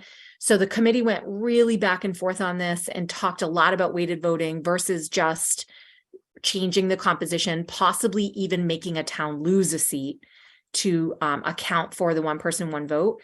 So please know that there was a lot of discussion that's been had about this over the last many years. And so what the compromise was that we came up with was to not call out what the change must be, but to give the current committee, maybe it's 20 years from now and we're all long gone, to give the current committee at that time the ability to make the adjustment that is best for the committee at that time. So we didn't want to automatically go to weighted. What I hear you saying that is a concern for me as well is that we could ask the towns to make a change that is required by law and they could vote it down. Maybe they don't want to lose a seat, something like that could happen. DESE seemed to think that that was not a conundrum, and they said that the amendment process, that last line that requires us to amend the agreement to change the composition was required. They spoke to their legal representative, and we obviously were talking with our legal team as well. And they said that that last sentence was required. But what I'm going to do is I am going to say right here, I don't even know how to do this. Here we go. What if town votes no? Yeah, And that's I'll what I'm just- thinking. That's exactly what I was thinking. Because Yeah, anything so- can happen at town meeting, and then either the town or the district is opening itself up to a federal lawsuit. Yeah, so we did talk about that. And they felt that, I'm fairly certain, but I'll get them to confirm for me. And when I tell you that we've had probably 40 versions of this document, so a little bit is getting lost on me right now, but I do believe they said that we can change the composition short of the amendment being passed to remain in compliance with law, because the law is obviously what we need to adhere to first and foremost. So this regional agreement cannot undercut law. It can waive certain rights, but it cannot waive that. It can't like go against federal law. I will put that there, and I will hold you to, I'll hold them to that and see what they say. Sharon, did you want to double on that a little bit? Or are you okay? No, I was going to build on what you said, that there was a lot of conversation about the weighted voting or the size of the committee becoming larger. And the consensus was that we did not want to make that decision now for a future committee, that it would be better to allow at the time when we would need to make a change to come into compliance with the one person, one vote rule, that the makeup of the committee at that time should have the right to determine whether it's going to add members to the committee or weight votes. And so that is my recollection of why we left this as it is. And as far as the amendment, if any time that we change the composition of the committee, it has to be an amendment to the regional agreement. So it does kind of put us in a little bit of you're on the hamster wheel there, I think, but that is my understanding of it's not an option. If we need to change the agreement for any reason, then we need to make an amendment to the regional agreement. Yeah, so I'll make sure with Desi that if we want to change the composition in like the year prior to the amendment, can we do that? And what if the town votes no? I'll address that. Anything else, Joe, in section 2? Well, no, just on section 2, but like just to follow up on what Ms. Poch said, she just gave the most compelling argument for weighted voting. So, I'll just leave it at that. So we can move on with the agreement. Okay. All right. Section. Oh, I'm sorry. If you haven't, I can't see you all. So if you have a question on section 2, just yell it out. All right. Section 3. Organization of the committee. So this section A talks about how the meeting, how the June meeting will look. We then have quorum, what will constitute quorum. That's a requirement. We will use this process to fill vacancies for school committee officers. Oh, and that's it. So that's section 3. Go ahead, Joe. Madam Chairman, I promise I will not stop you on every section of this agreement, but 2 and 3 did jump out at me. So on a minor point, looking at the language of the organizational provision, it says there that nominations for chair, vice chair, what have you, will be made by another member of the committee without the need to be seconded. Is it the desire and suggestion of the advisory committee that an individual of this committee cannot self-nominate, that their position, if somebody desires to become chair, vice chair, what have you, and they wish to nominate themselves, it strikes me that this agreement would prohibit somebody from doing that. I'm not sure if that's the intent of the committee. That's a great question. I don't think we actually considered that. I do know, though, that this procedure is, I don't know if it's part of regulation. I think it's part of regulation.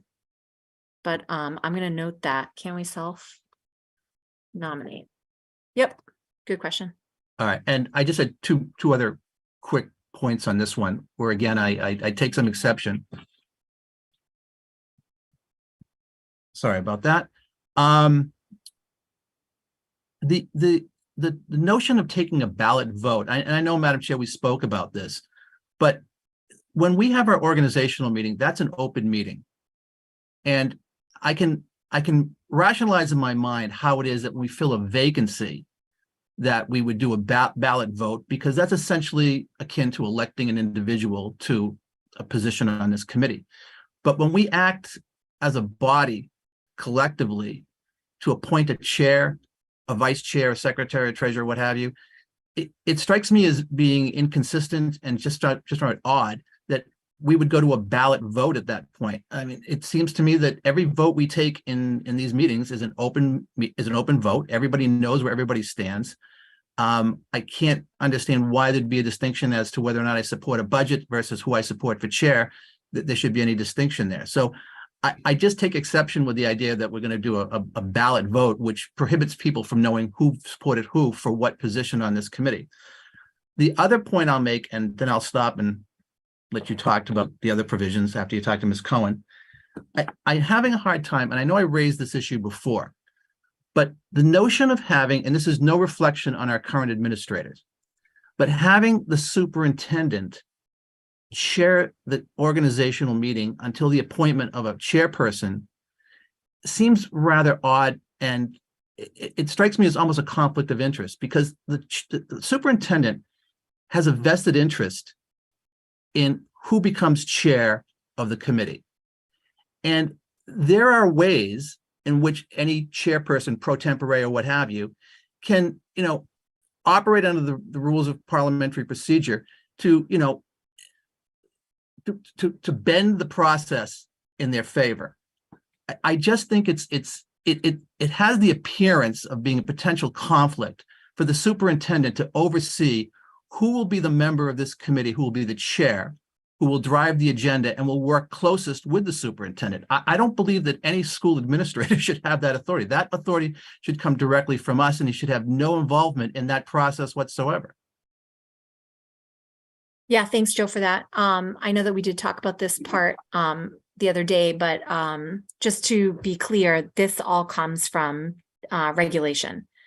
Well, then, Madam Chairman, cite for me the regulation then, please. I'm sorry, but please cite for me the regulation that says the superintendent has to oversee our organizational meeting.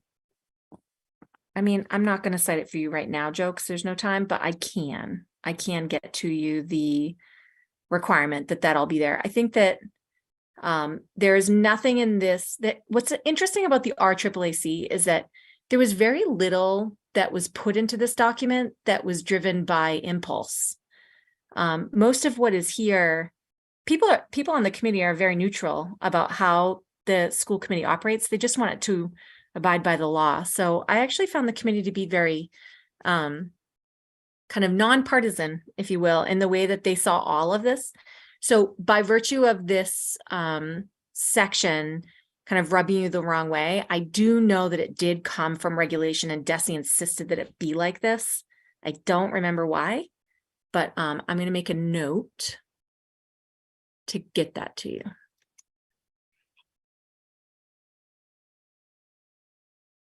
Okay. Whoops. All right, go ahead, Amy. Oh, I'm sorry, Joe. Were you done? For section 3? Yeah, I'm all done. Okay. Go ahead, Amy. Yeah, I was interested to hear Joe's perspective on this, because when I read section 3A, this struck me as different than how we handled the election of chairpersons in my experience on the school committee. So I didn't think this was highlighted as a change, but I guess I wanted some clarification around whether this is a change, because I can see the benefit. To me, it seemed like a change, and I can see the benefit of using a ballot system to elect a chairperson, because I recall specifically there being some confusion around the process when we were taking a vote 2 years ago, because I think the process that unfolded was that we had to take a vote to elect one member. And the question was like, well, if that vote passed, but there was another person who wanted to be the chairperson, then what happens? Like if two people are nominated to be the chair, which is what happened in that case, how do you reconcile whether, you know, if who goes first? And then if one person has enough votes to be elected, then what do you do with the other person who's been nominated? So I kind of see why the ballot system would be proposed, because it eliminates that problem. Yeah. Okay, thanks, Amy. Yeah. Again, I'll let you guys know where this comes from. I do remember they were very specific with us that it needed to be this way. So I'll get back to you. Any other questions on section 3? I can't see you guys. Okay, I don't think so. So section 4. One and more again- question, Leah, real quick. It Okay. says something about electing a secretary and a treasurer, and they could be the same person. Do we have a treasurer currently? Like, is that another change? We do, and it's not somebody that I think it's like one of the members of the central office. Kirk, if you're there, or Ah. Emery, anybody know, or Ross, who it is. Got it. That It's explains. Victoria Chartier. There we go. Thank you. We appoint a treasurer. Okay, thank you. Okay, moving on. So this section is one of those sections that is not necessarily needed in the regional agreement, but it kind of articulates for the public what the school committee's responsibility is. And the RAAC thought it was a good idea to leave it here just so that it explains to the public what our duties are. This again comes from regulation, and I think that that's the end of section 4, so I can take any questions on that as well. And Sharon, please jump in and add any color if you feel it's necessary. I think that part's pretty straightforward. All right, this is the good stuff here. So let's get down to section 5. Building locations and leases. So I'm not sure if you guys are familiar with the building leases. I've become very familiar with them. They are identical, the lease agreements that we have with the 3 towns. The only difference is the names of the buildings that we lease from them, but all of the parameters around the leases are identical town to town. They are negotiated for 20-year increments, and our leases are due to be renegotiated in 2026, but all the lease agreements gives the district like right of first refusal. Like if we want to renew the lease, we have the power to do that. The towns could not say no. So you have, we have to say the location of the schools. We have to identify where the district central office will be located. We have the lease piece here. Desi, I just want you to know that there are some highlighted pieces in here.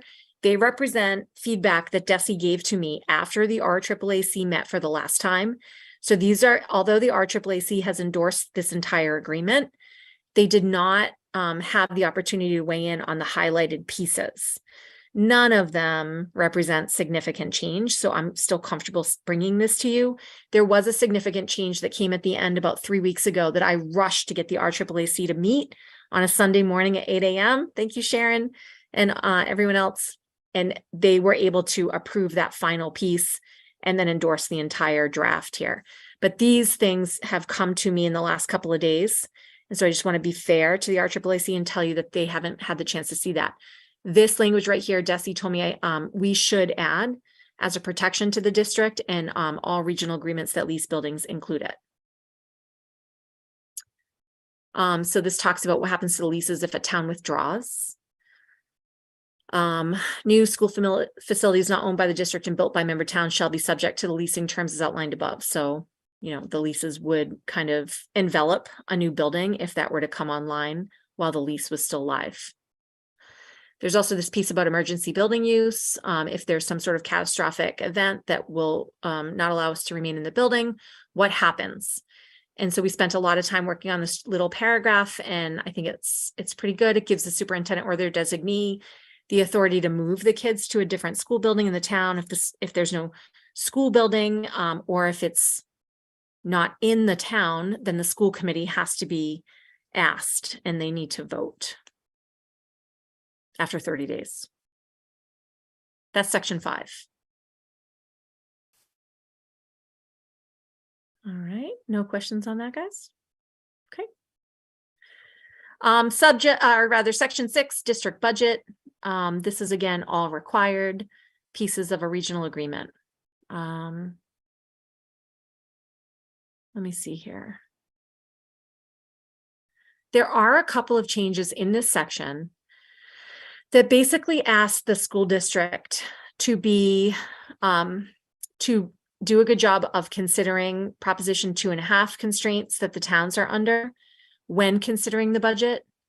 So it says that we will get right up here. It says we will give due consideration to the financial constraints imposed upon the member towns by Proposition 2.5. So that's an addition, and the RAAAC and DESE thought that that was fine.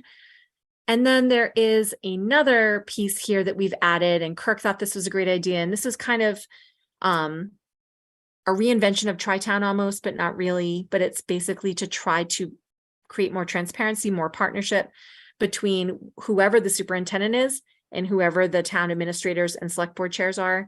It just asks the superintendent, or compels the superintendent, to convene a financial roundtable with representatives from the towns to share information. And this just has to happen before the public hearing. And Kirk, even though you're not compelled to do that right now, I think that you have this scheduled currently, right?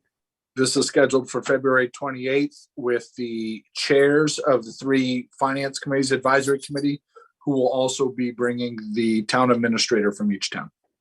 Great. So just in an effort to be good partners with our 3 towns, that piece was added. This is something that's just Kirk felt was best practice. And because it's worked the last couple of years, we figured we should codify it in the regional agreement. So Mike, I see your hand. Do you want to get in there? Yeah, thanks. A couple comments. First of all, I understand the need for that first paragraph underneath district budget, which is really a push to get the school committee to consider Prop 2.5 when considering the budget. But how does the district give due consideration? It seems like a pretty nebulous directive to just make sure that we consider it. I mean, I wonder if there's any way that we can establish some language that has, I don't know, either more teeth, or that just seems very vague and just sort of like there to put it in our, I don't know. I understand where it's coming from and I actually like that it's there. I just don't know that that allows anything specific to be executed. Yeah, I understand. That was actually put there by our a couple of our town leaders, and they thought that it was sufficient. And I think that you cannot compel the school committee to do much more than consider. We are in charge of this part of the process, and it is good practice to be aware that the towns have tax revenue constraints. They, you know, under Proposition 2.5, that they can't levy taxes beyond a certain threshold. So I think, for example, the training, or not training, but the information sharing that the Bolton Advisory Committee did with our school, with our Bolton school committee reps was really useful. I watched the video too, just to try to understand the constraints that Bolton is currently under and why they are asking us to keep the budget at a reasonable number, because if we don't, it could trigger an override. So that language there is just, it's there to make sure that the committee considers that and keeps that in mind. So I know it doesn't force us to do anything differently, but they thought it was I don't really have any other suggestions. I don't know what that compels the committee to do or what it compels the towns to do. I agree that it has tremendous value. I just don't know. Okay. And I think that DESE and our legal team are also looking to make sure that the district does not forego any of its authority. So that's also like this balance, Yeah. this tightrope that we're all trying to walk to be good partners with our 3 towns, and also not to foreclose on our own authority. Yeah. Okay, and then I had one more thing. Go for it. The last phrase on that paragraph says that the committee shall annually prepare and adopt a district budget. And I know that that language was cited specifically and causes some real division about the role of the school committee. I looked up under MGL. I did not see any language where it's specified that the school committee shall prepare and adopt a district budget. I may be wrong, but I did look it up. MASC, their language is that the school committee shall review and approve the budget. DESE says that that the school committee shall have the authority to propose an annual school budget. And other districts, I've seen that they've cited the superintendent as the budget officer and as the primary budget preparer. I guess what I'm saying is that word specifically causes some real ambiguity in my eyes, and can be misconstrued and construed in different ways. And so I would suggest removing it or changing it. Because you think that it gives the impression that we are personally preparing the budget. 100%. Yes. And I would much rather much rather use the language that is adopted by MASC or DESE, reviewing and approving, right? That it does suggest that the superintendent is the budget officer, or that we propose it. That's a little bit more specific, but it doesn't go so far as to say that we're preparing the budget.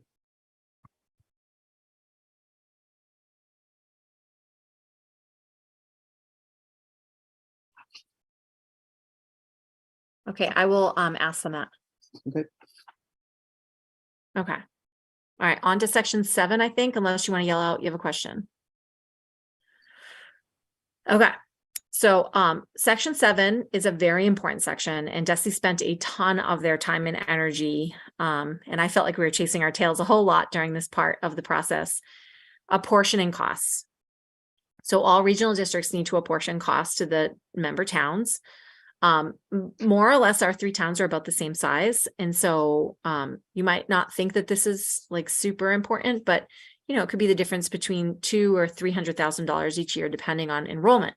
So there are basically 2 kinds of costs.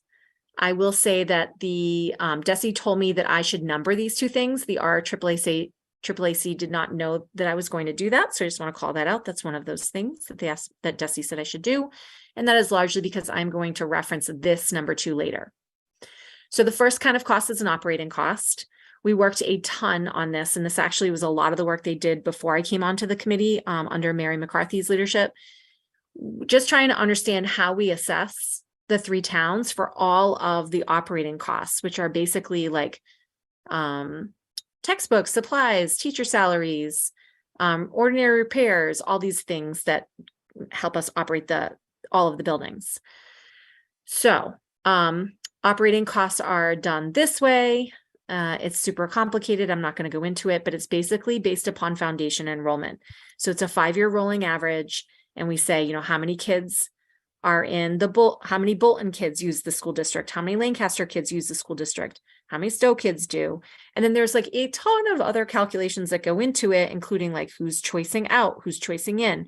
And so that formula it's called foundation enrollment. It is an actual term in DESE language. And that is how we assess the towns. This has been vetted through all of the town administrators, and they're cool with it. So those are operating costs.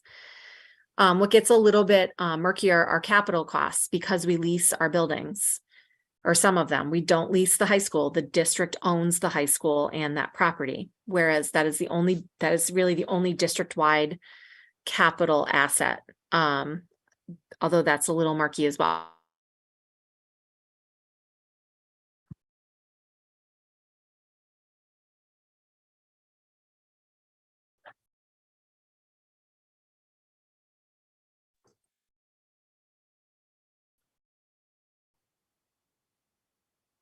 Well, either Chair Viverito is creating a dramatic pause or her screen has froze on her. I'm wondering if it makes sense. Sharon, I don't mean to throw this on you, but maybe until Ms. Viverito can get back online, would you be able to go through some of the changes that were made? I just don't have the knowledge, not having been on the committee. So in any other section, I think I would have been prepared to go ahead and do that, but the money section is not my strong suit. What I can say is that we spent the lion's share of our time talking about costs and budgeting and how the costs are assessed to each of the member towns of the district. And now the document has gone away, so I can't even refer back to it. That's okay. I'll pull it up. I'll share my screen. It should be fine. Can you see that okay? Can you make it a little bigger? Yep. Whoop. Yeah, can I ask a question while we're waiting? Sure. For Leah to come back? I noticed that the version that Mike is sharing right now, which is one that's posted in our meeting materials, like see this comment here? It's like slightly different than the one that Leah was just sharing, and it's I have a feeling it has to do with just timing of like more recent comments that she's gotten from Desi, or but I just wanted to make that observation and Okay, well noted. I think this is the only option that we have, given that these are part of our materials. So maybe what we can do is, for the time being, we can move past the capital costs, and we can go to section 8. And to the extent that I can help, Sharon, I will. I mean, I have gone through this, probably not to the level of detail that you have, but I'll do my best. Hey, Mike, can I interrupt you for a second? Leah is waiting for the new host to let her in. I do not think I'm the host. I think it said that the host switched over to Anne Marie. Something popped up on my screen. Can you just check and see if she's there? I just clicked let her in. Okay, Thank great. you.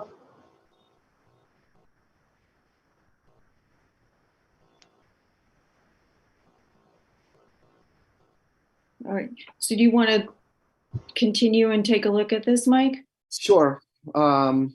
This is section 8. So Sharon, I don't know what your level of comfort is. There are some places that grabbed my attention and others that didn't grab it as much. So I don't know how much I can speak to each of these. Mike, I'm sorry, I'm here. Okay. she's back. Okay. Leah, we did notice that the document that's posted on our meeting materials is different than the document you're sharing. How so? Well, only because we didn't see that comment, and there are a lot of strike-throughs that I don't think I saw here. So it's just in a different form. Yep. Oh, okay. Okay. I'm going to let you share your screen if that's okay. Yeah. I mean, I can do it on this if you want, but now we have comments on 2 different documents. Yeah. All right. So yeah, unshare, and then I'll share the Word document again. Okay. It is ultimately the same exact thing. It's just because it's a PDF online and it's a Word document on my screen. So there's absolutely nothing different about the 2 versions. So sorry about that, guys. I don't know what just happened to my internet. It dropped, but here we go. Okay.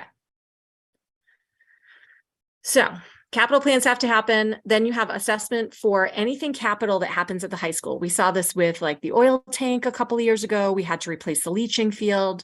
All of these capital costs go through the district budget. That we incur the debt, the district incurs the debt, we borrow. And then we assess out to the towns, and it's based upon enrollment, not foundational enrollment. So that's that. Then you have, they just had us add this, and that's why you see like some like different colored text here.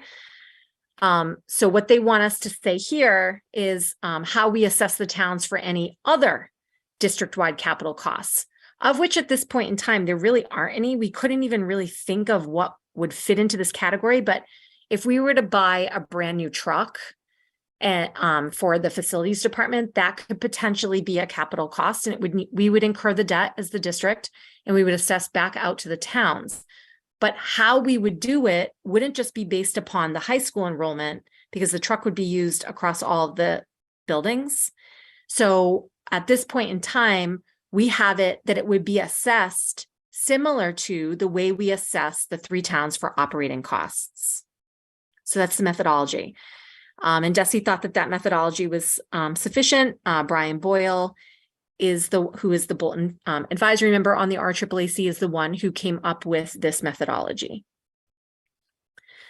And I'll just finish this out really quickly by saying that this section 4 is very similar to what we have in the current regional agreement. And we went back and forth a lot on this, and we decided to just keep the language the same. So how do we manage capital costs on buildings that we don't own, on leased buildings? And so any capital costs they want me to change this to 10,000 or more, right? Because we know that capital costs are anything over $5,000 by state regulation. So what we have here, because it's consistent with our lease agreements that call out the $10,000 mark, any capital costs of $10,000 or more, including any debt service that we might need to take out to fix something, like if there was a horrible, or maybe there's mold with the carpets and we just needed to borrow to buy new carpets or something like that. Related to a building owned by one of the member towns, it will be the sole responsibility of such member town to take on that debt. Capital costs under $10,000, meaning anything that is $5,000 to $9,999.99, will be assessed by the district to such member town. So if we need, let's say, a lawnmower that's going to be $6,000 for the Bolton campus, the district can buy it, and then we will assess the town for that capital item. That is how that is written. Costs are apportioned, right? All of the costs that we apportion to the town pays us quarterly for these things. Payments of 1/4 of each member town's total apportioned costs to the district, including indebtedness, shall be made on the first day of each February, May, August, and November.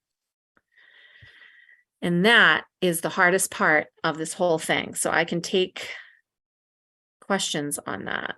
And I cannot see you guys. So please just yell out if you have questions. Oh, there we go. Amy, do you have a question?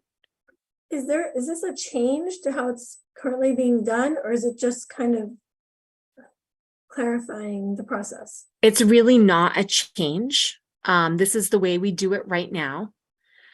The only thing that Desi doesn't like is that currently we were talking about capital costs of $10,000 or more. And they were like, well, what about the between 5 and 10,000? Those are also capital costs by law.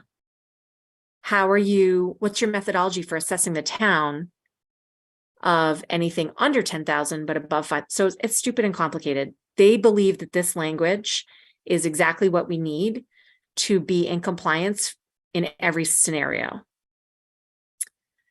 Now, I will say that this is the cutting edge of this document, and this has not it was just put in here today. We still need to run it through Desi. None of us like these timelines, side note, especially me. I've been spending far too much of my own time on this. And I know Sharon has too, and others. So I don't like this timeline. I don't like how crunched this is, but this is where we are. So they gave me these things today. I spent an hour and a half on the phone with them. I need to run it through legal. They still need to run it through their legal. So we are fast tracking this as best we can. This is the current language. We think that this is appropriate right now.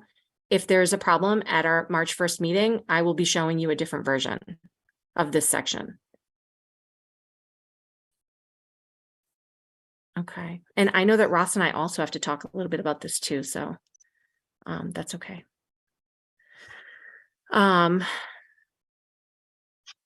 Okay, section 8, incurring debt. This is all Mass General Law. There's nothing terribly shocking about this. This just explains how regional school districts can incur debt. This is, excuse me, precisely the process. I unearthed the 1998 town warrants for when the high school was last renovated to see what methodology they used. And this was exactly the method that we used in 1998. It was not in the regional agreement. It's not in the current regional agreement. And so calling it out is not necessarily necessary, but we all thought that it was important to make sure that everybody understood that the school district has the power to incur debt. Anytime we do incur that debt, we got training on this the other day. We have to alert the towns within certain parameters.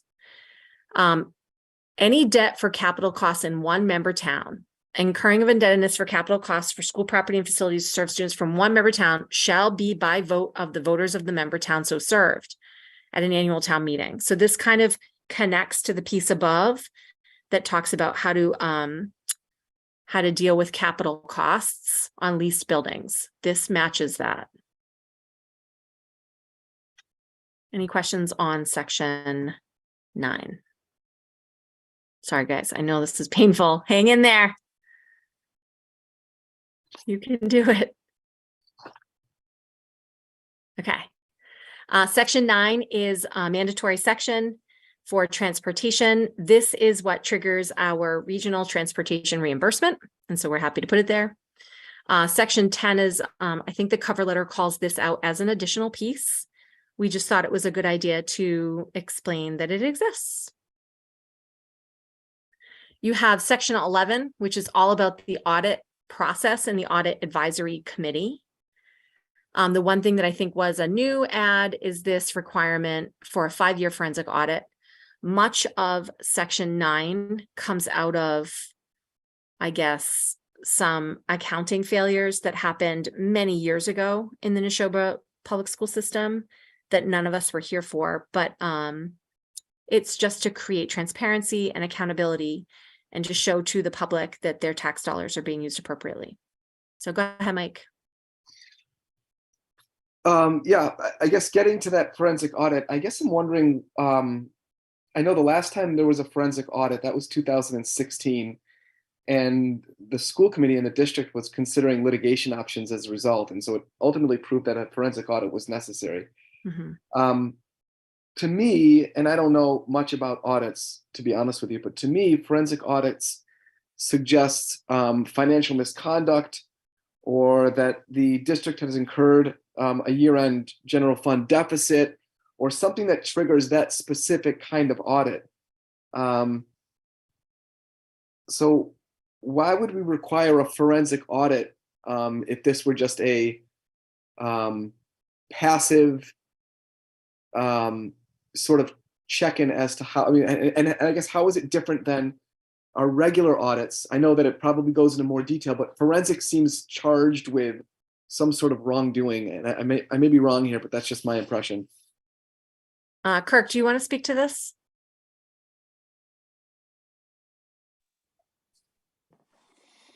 I think Mr. Horesh brings up a good point. And I think you described it well, Chair Viverito, in that we know historically there were some issues, so perhaps that's where that language is inserted. So I defer to Mr. Horesh on this. I think his notion, the idea that the 5-year audit is a redundancy. We're required by Mass General Law to do an annual audit, and as part of our practice, and Mr. McCarron, correct me if I'm wrong, we have a practice of changing auditors periodically, like on a 5-year cycle or something of that effect, to ensure that we're not just becoming habitual with a particular auditor. So in terms of the notion of a forensic audit, I think the point that Mr. Horesh brings is a good one. Yeah, I think that the concerns that brought this into existence were very real. And it is something that we would need to contract services. So there's a cost associated, but it would require no additional work. Well, I shouldn't say that. I guess the main office would be burdened in some way, shape, or form, right, Kirk? Sorry. I'm- Yeah, yeah. no audit is a simple task in the office. It requires a lot of time in terms of providing documents and meeting with the auditors that come in. The annual audit typically comes in, they're able to do some work just right out of our conference room. So it's just assisting that person, but it isn't a minor task, that's for sure. And it also allows for the committee to conduct one when a new superintendent comes through. So it's at the committee's discretion. So I don't know, Maureen, do you want to weigh in on this at all as the audit advisory committee person, or just from your professional experience? I'm wondering, where is that 5-year forensic audit coming from? Who's So this advising is us on something that? the RAAAC inserted this, and this was Okay. inserted before I came on board. And so Sharon, feel free to jump in as well. But this is something that they thought was necessary considering all of what was uncovered in the last one and how they felt like the annual audit had not been doing its job. But there was a trigger, right? There was something that triggered the initiation of that forensic audit. Yeah. I mean, Why there would was we a have forensic discovery. audit that passively evaluates the financial health of our district. That just seems odd to me, but I would absolutely defer to Maureen on this one. I So guess. if any of you guys want to read the last forensic audit, there were some findings that our district was in violation. Yes. And so of various rules and regulations around incurring debt. And so it's public document. I think I actually support this. I know that it is a burden on the main office, and that's the last thing I want to do. But I think that considering the size of this budget, this annual budget, I think that it is not a bad idea to have a forensic audit done periodically. But Maureen, you can jump in. Yeah, I mean, it is specific in looking for fraud or embezzlement. Definitely different from the annual audit. I want to take a look at the last one that was done in 2016. So I'll go back and look at that. And I think it would also just be helpful to talk to the current auditors, which we're planning on doing, to get a sense of if we think this is necessary. Can Yeah, I Kirk. just add something in for a Oh, minute? of course. Go ahead, Sharon. This was something that for the community members, so the members of the FinComs and select boards that were on the RAAAC was very important to them. And they're, it's really tied up in the past, and in the history, going back the 5 years, is it 5 years or 7 years now for the most recent one? And then going back maybe 20 years or something like that, a long time now, with some things that happened at that time. And they really did not want to take that out. I would guess I would just I'm fine with that, and especially if people felt really passionate about it. But to me, it's sort of commentary about how the past continues to inform the present, which is very interesting to me. Go ahead, Kirk. Sorry, Joe, I'll get Yeah. to you next. I just think it's important to use this moment to say that we encourage these auditing devices in our business and operations office. And so, I don't think that's something that is particularly concerning to me in terms of doing that.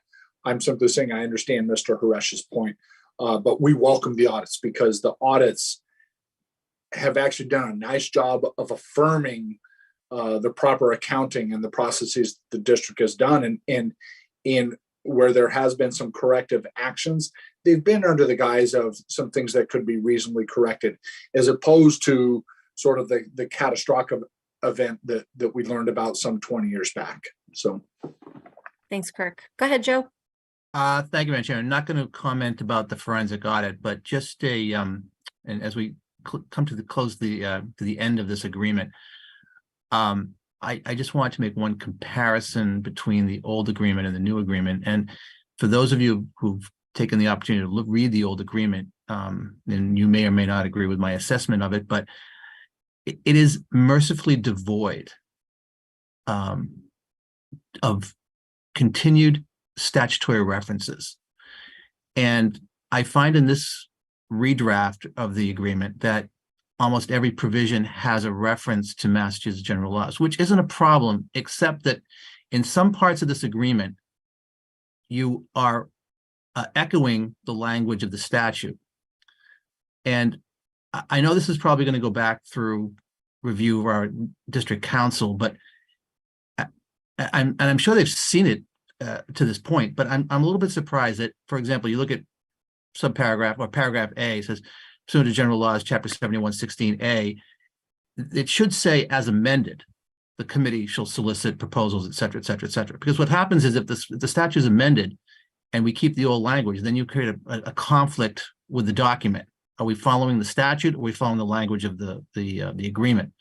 So if you go back and look at the old agreement, where there are those few statutory provisions, you'll see that it states it's as amended. So it's a styling issue, but and I'm sure council will point that out. But everywhere you have in here, there should be a provision that says as amended for every general law that's quoted in here. And Joe, you're saying that it should, as amended, should be after the statutory reference? Yeah, you would put say like MGL chapter 7116A, open parents as amended, closed parents. You'll see it in the old agreement. That's the way I know.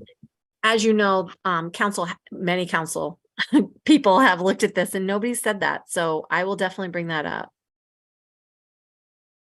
Okay, so moving on.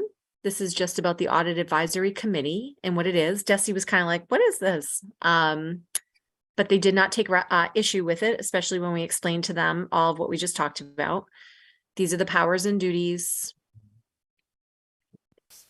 And I won't belabor that. Guys, it is 9:08 and I do need to pull the committee. Can you guys give me a thumbs up if you can just hang with me at least through the end of this regional agreement, and then we can talk about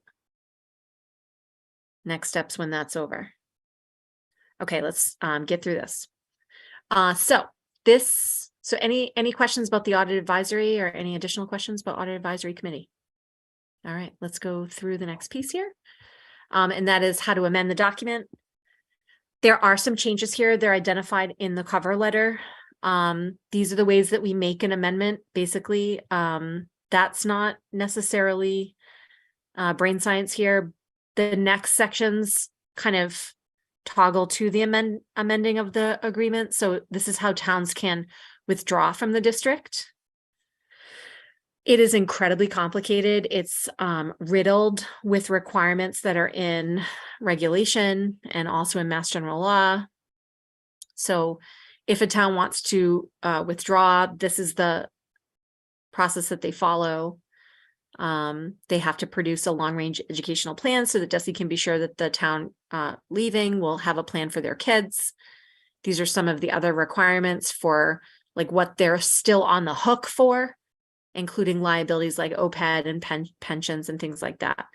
And then in order to vote to withdraw, it has to go to town meetings. And it says here, it has to be approved by a majority vote at an annual or special town meeting in the town seeking to withdraw and in a majority of each of the other member towns. So what that ultimately is a unanimous vote. So all three towns, because we are a 3-town region, all three of us would have to agree by the math if we wanted to allow one of the towns to leave. So any questions on that? Okay, we've gone back and forth about this a ton of times with all the entities and everybody seemed like this was okay. Now, how do we admit a town to the district? It is somewhat similar with a lot of the same language. If we wanted to say add Maynard, this is how it would have to go down. It will say here that, the commissioner plays a role, but no admission of a new town will become effective less than, oh, that's not what I meant to say. It has to be approved by a majority vote of the committee, is approved by the commissioner, and is approved by a majority vote at an annual or special town meeting in the town seeking admission and in all of the other member towns. So that requires it to be unanimous. And then that's the final page. Any questions about towns coming into the district? All right, so I think that I've captured all of your concerns. I am going to definitely keep working on this over the next week, and hopefully get the final draft into the meeting materials with time for you to review it. It is still my hope that we will get this done and into the warrants. Hopefully, the town administrators are being so flexible with us, so that's great. Sharon. I just wanted to add a couple of quick comments before we put this away for now. One thing is, as Joe just alluded to this about the agreement that as it stands now, and it is much simpler. And if you look at it, it's very clear it was written for another time, another generation or era. And it is easier to read, that's for sure. A lot of the references in here are put in here because that's what DESE required. That wasn't something that our AAAC decided we would like to make the document more lengthy and more wordy and more confusing, and we'll add a lot of references. This is all what is required by DESE to put in there. That being said, if you look at the two agreements, the essence of them is really the same. And so when this new agreement is put to the towns for a vote and approved, it will not be, you won't see things that are different in the day-to-day operations of how the district runs. Your kids will still go to school in the same town. They'll still get transportation to their programs in their town, or if they're in a special program in a different town, they'll still get transportation. All of those things are the practical things that as parents you count on in the district. Those all stay the same. This is just really bringing this document up to date with the law as it exists now and the requirements that the law be referenced in it. And a couple of other things, probably, I don't recall exactly when the RAAC started meeting, but at that time we did have a conversation about how to manage this regional agreement. And there was an option that we could send it to our lawyers to be done. And that would cost to the district would be about, if I recall, it was between $10,000 and $15,000 was the cost to the district. And the decision was that we didn't want to spend that much money on having a lawyer do the regional agreement for us. And Mary McCarthy said, I think I can do it. And a huge shout out of thanks to Mary and to Leah and to all of the other people who worked from the towns who worked on this agreement. This was a huge, huge, huge task to get this accomplished. And I just want to kind of point that out to everyone that this was, we may have saved ourselves $10,000 or $15,000 of cash, but it was a very extensive and time-consuming process. And thank you, Leah, and thank you, Dr. McCarthy, and to all of can I name the other members? Or would Sure. that be okay? So tell me if I missed somebody. Kathy Kono from Stowe, and Ellen Sturgis from Stowe, Lorraine Ramasco from Bolton, Brian Boyle from Bolton. Did I get everybody? Jen Fletcher also served from Lancaster as best she could. Yeah. Yeah. So thanks, Sharon. And we appreciate your service too. I think I saw another hand. It was mine, but Sharon stole my thunder. I was really just going to say, like, man, this was a lot of work. And we're so grateful that you and Sharon and all the other members of our communities put in all these hours to figure this stuff out and bring it to us. And I appreciate that you took the time to just go through the whole thing and explain it to us. Yeah, thanks, Amy. So, And the cover letter will be perhaps even more meaningful to you now. It'll shift a little bit. Brian will retweak it based upon the couple of edits. the work's really not done yet. So hopefully over the next 2 weeks, I can get you the final draft. So I'm going to stop sharing. Let's see if I can pull all of this down. And good gracious, we have a couple more things. So guys, here's what I am proposing, that we go through the January operations report in quick fashion, and then we take a trip donation, and then we adjourn, skipping the subcommittee meetings. Can I get a thumbs up if you think that's a good idea? Everybody's okay with that? I know there's important work in subcommittee, but we'll just push it off. Okay, thanks, Amy. All right, so Ross, over to you for the January operations report.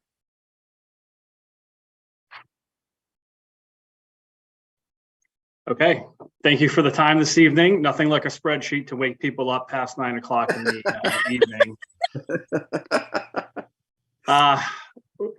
With that, just give me a thumbs up that you can see the report in front of you. Thank you. No major changes. I shared this with Budget and Warrant on Monday night. No major changes here. We are still, we're starting to see the stabilization and sort of like the knowledge that our building-based surpluses are going to continue because of salaries, whether it was due to changes from, folks leaving from retirement or what have you and coming in potentially lower on the scale. The major piece within our system-wide is we are going to see the realization of the savings that we have on our transportation this year due to the decrease in the number of buses, those types of things. The facilities department, luckily right now is stable in the sense that there hasn't been a major change in the deficit there. Again, I presented information earlier that we have a better, it's not even the end of February. We already know our oil rate for next year, and that feels really good to me because I don't like to see a deficit anywhere, but particularly facilities because it runs a deficit year to year, just because things go up, and we need to do some good work planning that in the future, and I think we're on the right track. And also we have a savings right now due to the fact that we are not hitting a lot of storms, knock on wood.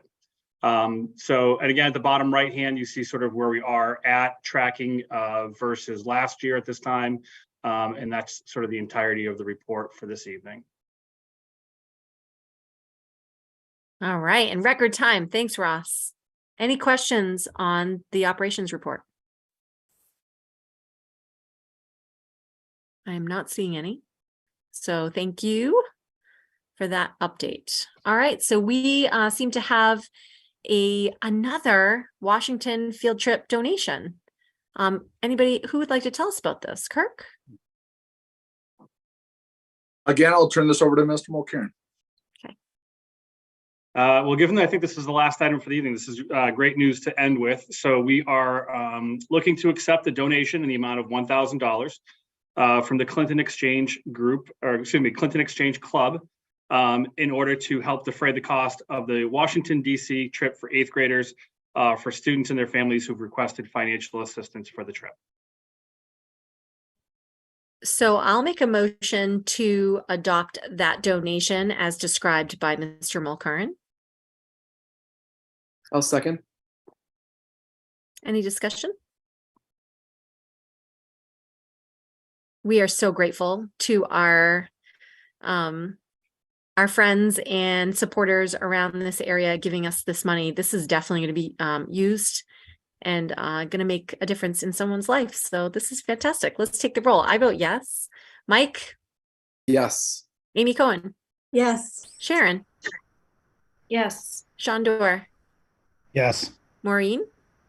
Yes. Joe? Yes. Amy Vessels? Yes. Karen?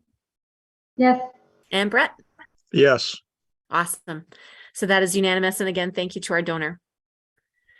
All right, guys. So subcommittees can just hold for now. We are going to move. I just want to tell you that I did make sure that the planning calendar included the calendar vote. That is something that we'll do at the next meeting. All of the budget related items are going to be moved to the new meeting on March 8th. So keep that in mind. Add that to your calendar. Anything else good for the order? Go ahead, Ross. We still may have a significant budget update by March 1st. I just don't want to lose note of that, even though it's not the hearing. Got it. So you'll still maybe give us an update, and then on the 8th, we'll get another update. Correct. We'll include that in the superintendent update. Fantastic. Anything else for the good of the order? Yeah, Madam Chairman? Yeah. Would you either do it yourself or permit me leave to again announce the dates for the upcoming high school walkthroughs and tours? I would love to hear that. Yes, go ahead. Thank you. Okay, April 1st, April 29th, September 9th, 2023. Sign up reservation forms are on all of our social media platforms, Instagram, Twitter, Facebook, as well as the school building committee's website. Keep those dates in mind, please. Let's get as many people as possible walking through that school. They can see exactly why we need a new high school. Thank you, Madam Chairman. Great. Thanks, Joe. Great work on that building committee. All right, everybody. Motion to adjourn? So moved. So moved. Second. I saw Sharon with the second. Thank you, Amy and Sharon. Let's take the roll call vote. I vote yes. Amy Cohen. Yes. Mike. Yes. Maureen. Yes. Shondor. Yes. Sharon. Yes. Karen. Yes. Amy Vessels. Yes. Joe. Yes. And Brett. Yes. All right, guys, not a record, but definitely a long one. Thanks for everyone's time.